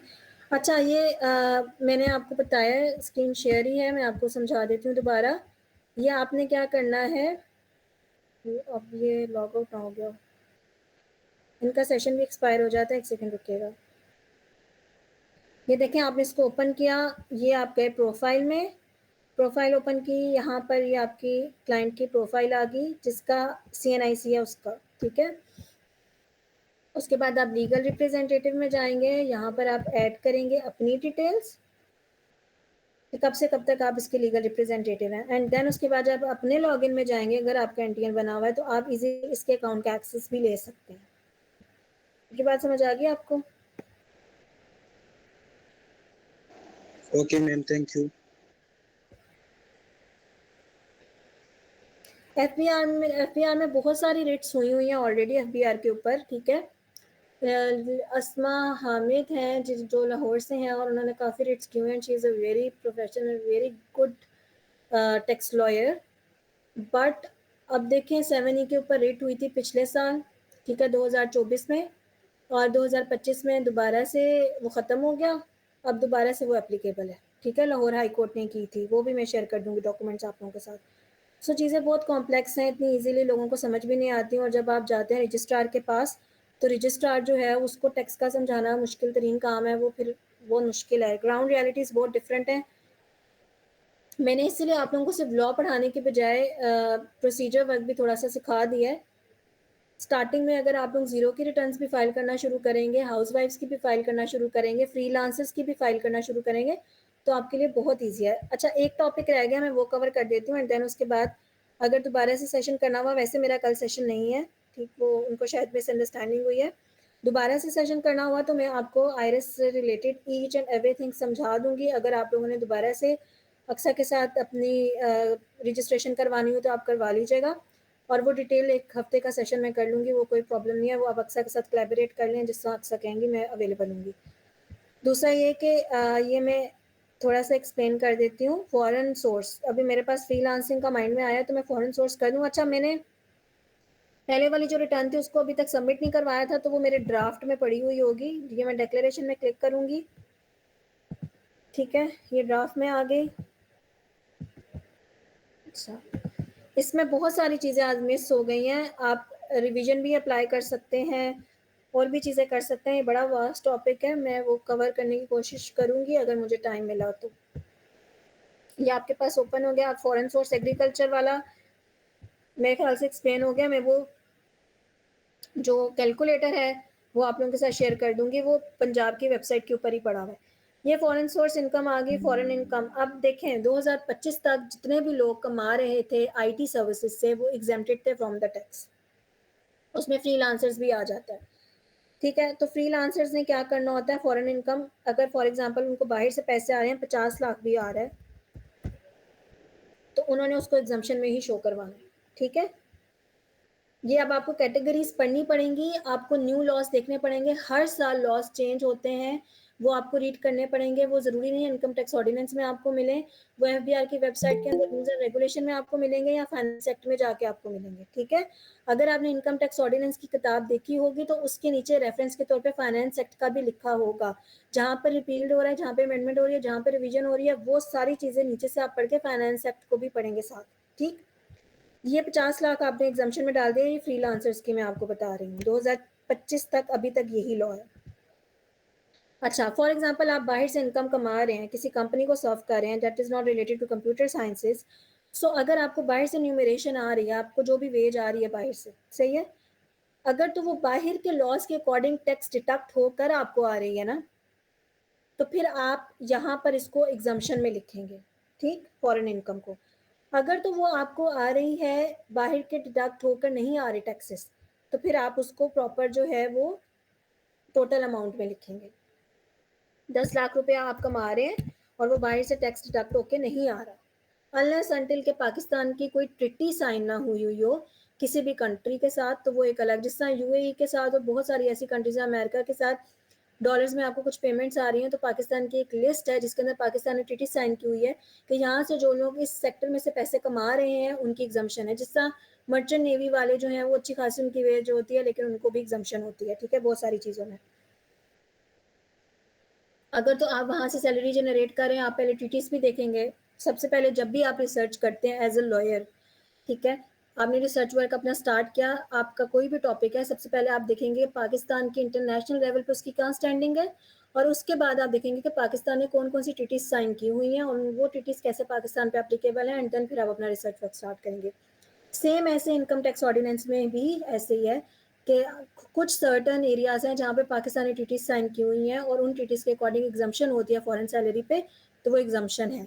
कुछ ऐसी जगह है जहाँ पर पाकिस्तान ने कोई ट्रीटी साइन नहीं की हुई और वहाँ से अगर आप सैलरी जनरेट कर रहे हैं, इनकम जनरेट कर रहे हैं, फॉरेन इनकम, तो उसके ऊपर आपका जो है वहाँ पर अगर आप टैक्स नहीं दे रहे तो फिर आप पाकिस्तान में टैक्स देंगे, और अगर आपको वहाँ पे टैक्स कट के सैलरी पाकिस्तान में आ रही है तो फिर आपने उसको एग्जाम्शन में लिखना है। अगर इससे रिलेटेड कोई क्वेश्चन है तो पूछ लें। Excuse me ma'am. जी जी।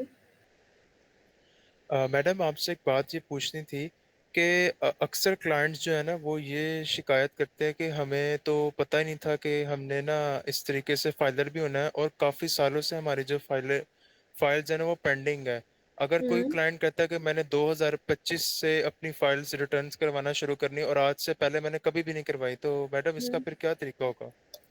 अच्छा, 2025 से आपने करवाना शुरू किए हैं, कुछ ऑटो जनरेटेड नोटिस होते हैं 1114 के, ठीक है, उसमें ये होता है कि आपने अगर अभी रिटर्न जमा करवाई है और आप बिजनेस ओनर हैं तो आपकी लास्ट 5 ईयर्स की रिटर्न जमा करवाना आपके ऊपर एफबीआर ने मैंडेटरी कहा हुआ है। लेकिन अगर आप 5 साल पहले कोई काम नहीं करते थे तो आप एफबीआर को एक्सप्लेनेशन देते हैं, उस एक्सप्लेनेशन के अंदर आप एफबीआर को बताते हैं, वो नोटिस आपको यहाँ पर आ जाते हैं। मैं आपको एक सेकेंड रुकिए, ये इनबॉक्स के अंदर डिक्लेरेशन, ये देखें जैसे इनको आया हुआ है कि आपने 2019 की रिटर्न सबमिट करवाएं अपनी, ठीक है, ये मैं आपको रीड करके भी बता देती हूँ।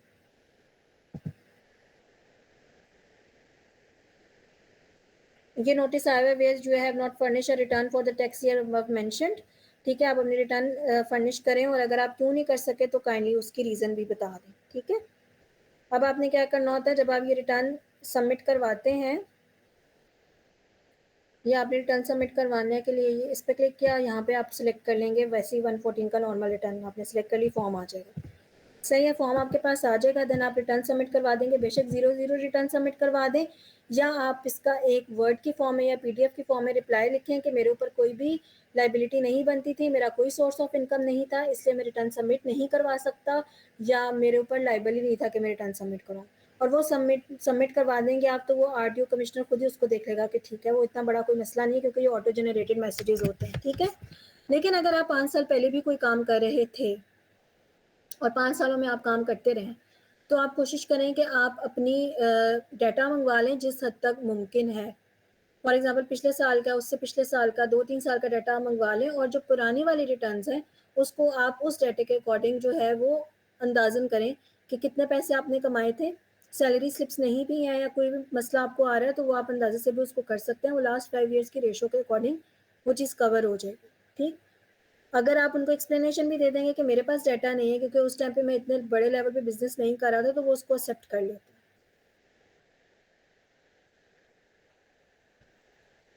हैं। लेकिन मैडम जो 2012 या 2015 से सैलरीड पर्सन है या जिनका अपना बिजनेस था, अब वो 2025 में आके अपने आप को फाइलर बनाना चाह रहे हैं, तो अब उनके लिए भी लास्ट 5 इयर्स का ही जो है डिक्लेरेशन की जरूरत पड़ेगी। सबके लिए यही है, सबके लिए यही है जी, सबके लिए यही है।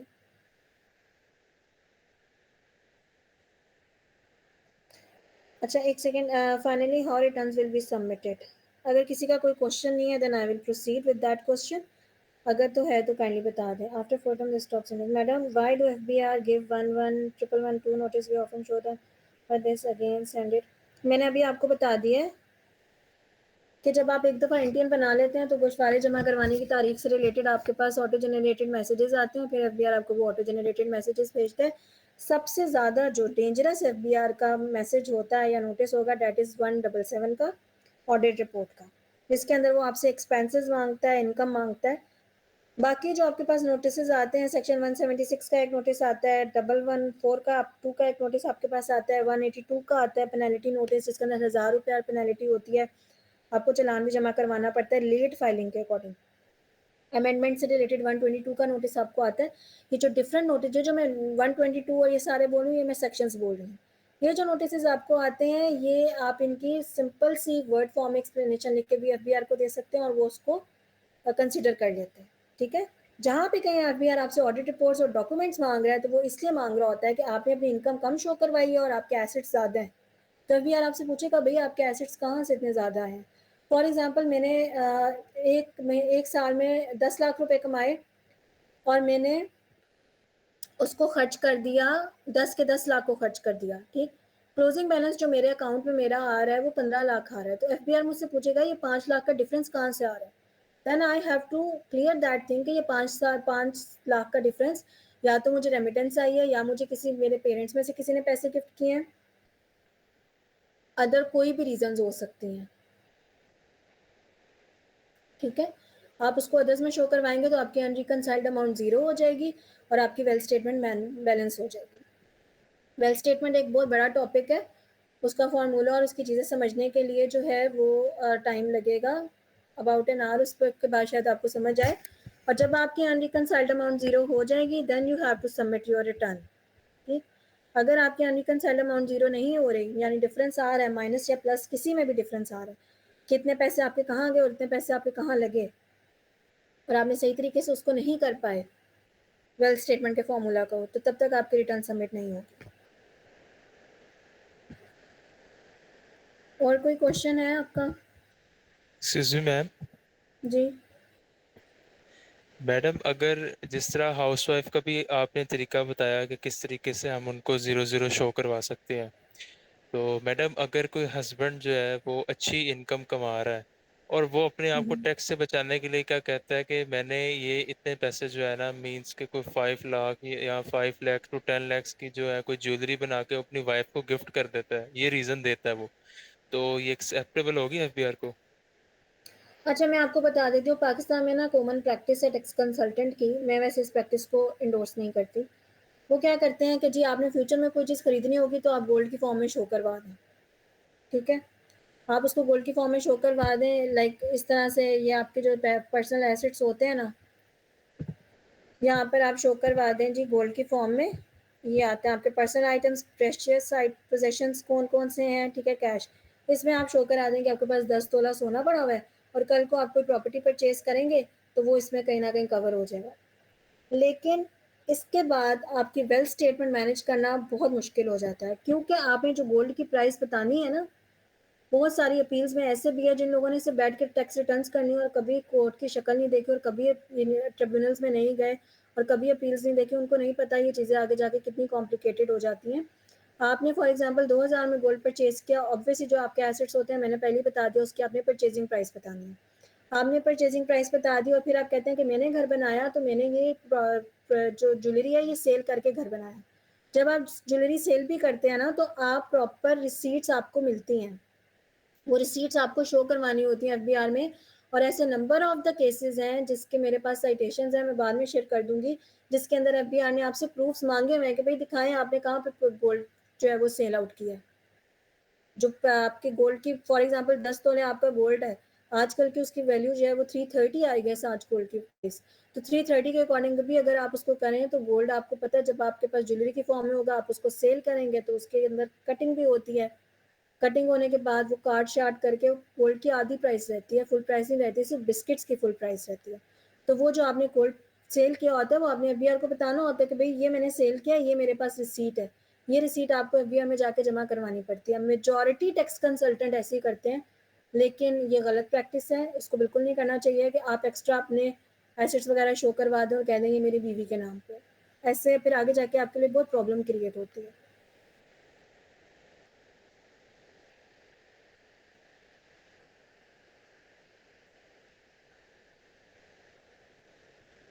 मेरे ख्याल से आपको क्लियर हो गया, अगर नहीं हुआ तो काइंडली दोबारा से पूछ लीजिएगा। Which country's salary is exempted under treaty? There are several treaties, ठीक है, बहुत सारी ट्रीटीज़ हैं। अमेरिका के साथ हमने कुछ ट्रीटीज़ की हुई हैं जो कि वुमेन राइट्स से रिलेटेड हैं, और उसके अंदर वहाँ से जो इनकम जनरेट कर रहे हैं मीडिया वाले, जैसे बहुत सारे आपके जो मीडिया हाउसेस सब बने हुए हैं, उर्दू इंडिपेंडेंस और बीबीसी वाले, और वो जो पाकिस्तान में रह के अपनी सर्विसेज दे रहे हैं, उनकी जितनी सैलरीज़ हैं वो एग्जम्प्टेड हैं, और वो बहुत ज़्यादा यूएस डॉलर में उनको वो सैलरीज आ रही हैं और अच्छी खासी अमाउंट से वो कमा रहे हैं। एक एग्जांपल मैंने आपको दिया। ओमान की बहुत सारी कंपनीज ऐसी हैं जो जिनकी सैलरीज जो हैं वो एग्जम्प्टेड हैं। उसके अलावा जो खुद अपने कंट्री में डिडक्शन कर लेते हैं, जैसा आपका जो यूरोपियन लॉज हैं, यूरोपियन लॉज में इस तरह से होता है कि वहाँ पर आपको ऑलरेडी टैक्स डिडक्ट होकर आपके पास आता है, तो वो जो डिडक्शन हो जाती है, फिर जब आप यहाँ पर उसकी वो फाइलिंग करेंगे तो उसमें आपको एग्जम्पशन मिल जाती है। और कुछ जगह पे वो नहीं डिडक्ट होता, डिपेंड करता है, वेरी करता है कंपनी टू कंपनी, आप किस कंपनी के साथ भी काम कर रहे हैं, किस कंपनी के एसओपीज क्या है, उनके लॉस क्या हैं।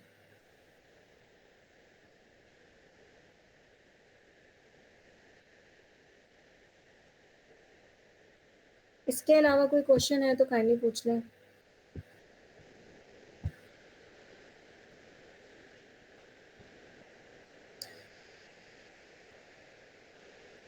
अच्छा, ये वेल्थ स्टेटमेंट वाला जो है ना, ये अब आज कवर नहीं हो सकता। ये जिस हद तक क्वेश्चंस आप लोगों ने पूछना शुरू कर दिए थे उसमें कवर हो गया। एग्रीकल्चर वाली और नोटिस वाली जो चीज़ थी 7 लाख वाली सैलरी वाली, वो मैं अक्सर के साथ शेयर कर दूंगी। और अगर इससे रिलेटेड आपको स्लाइड्स भी चाहिए तो काइंडली वो भी बता दीजिएगा, मैं वो भी स्लाइड्स भी आप लोगों के साथ शेयर कर दूंगी। इसको इस तरीके से पढ़ाने का मकसद सिर्फ यही था कि आपको प्रोसीजर समझ आ जाए और ईजी हो जाए आपके लिए।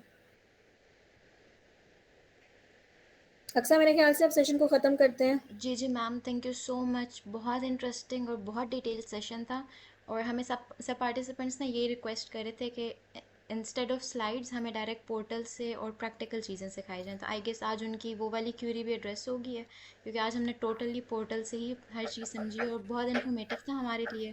Thank you so much for your time and insights ma'am, and we look forward to having more sessions with you.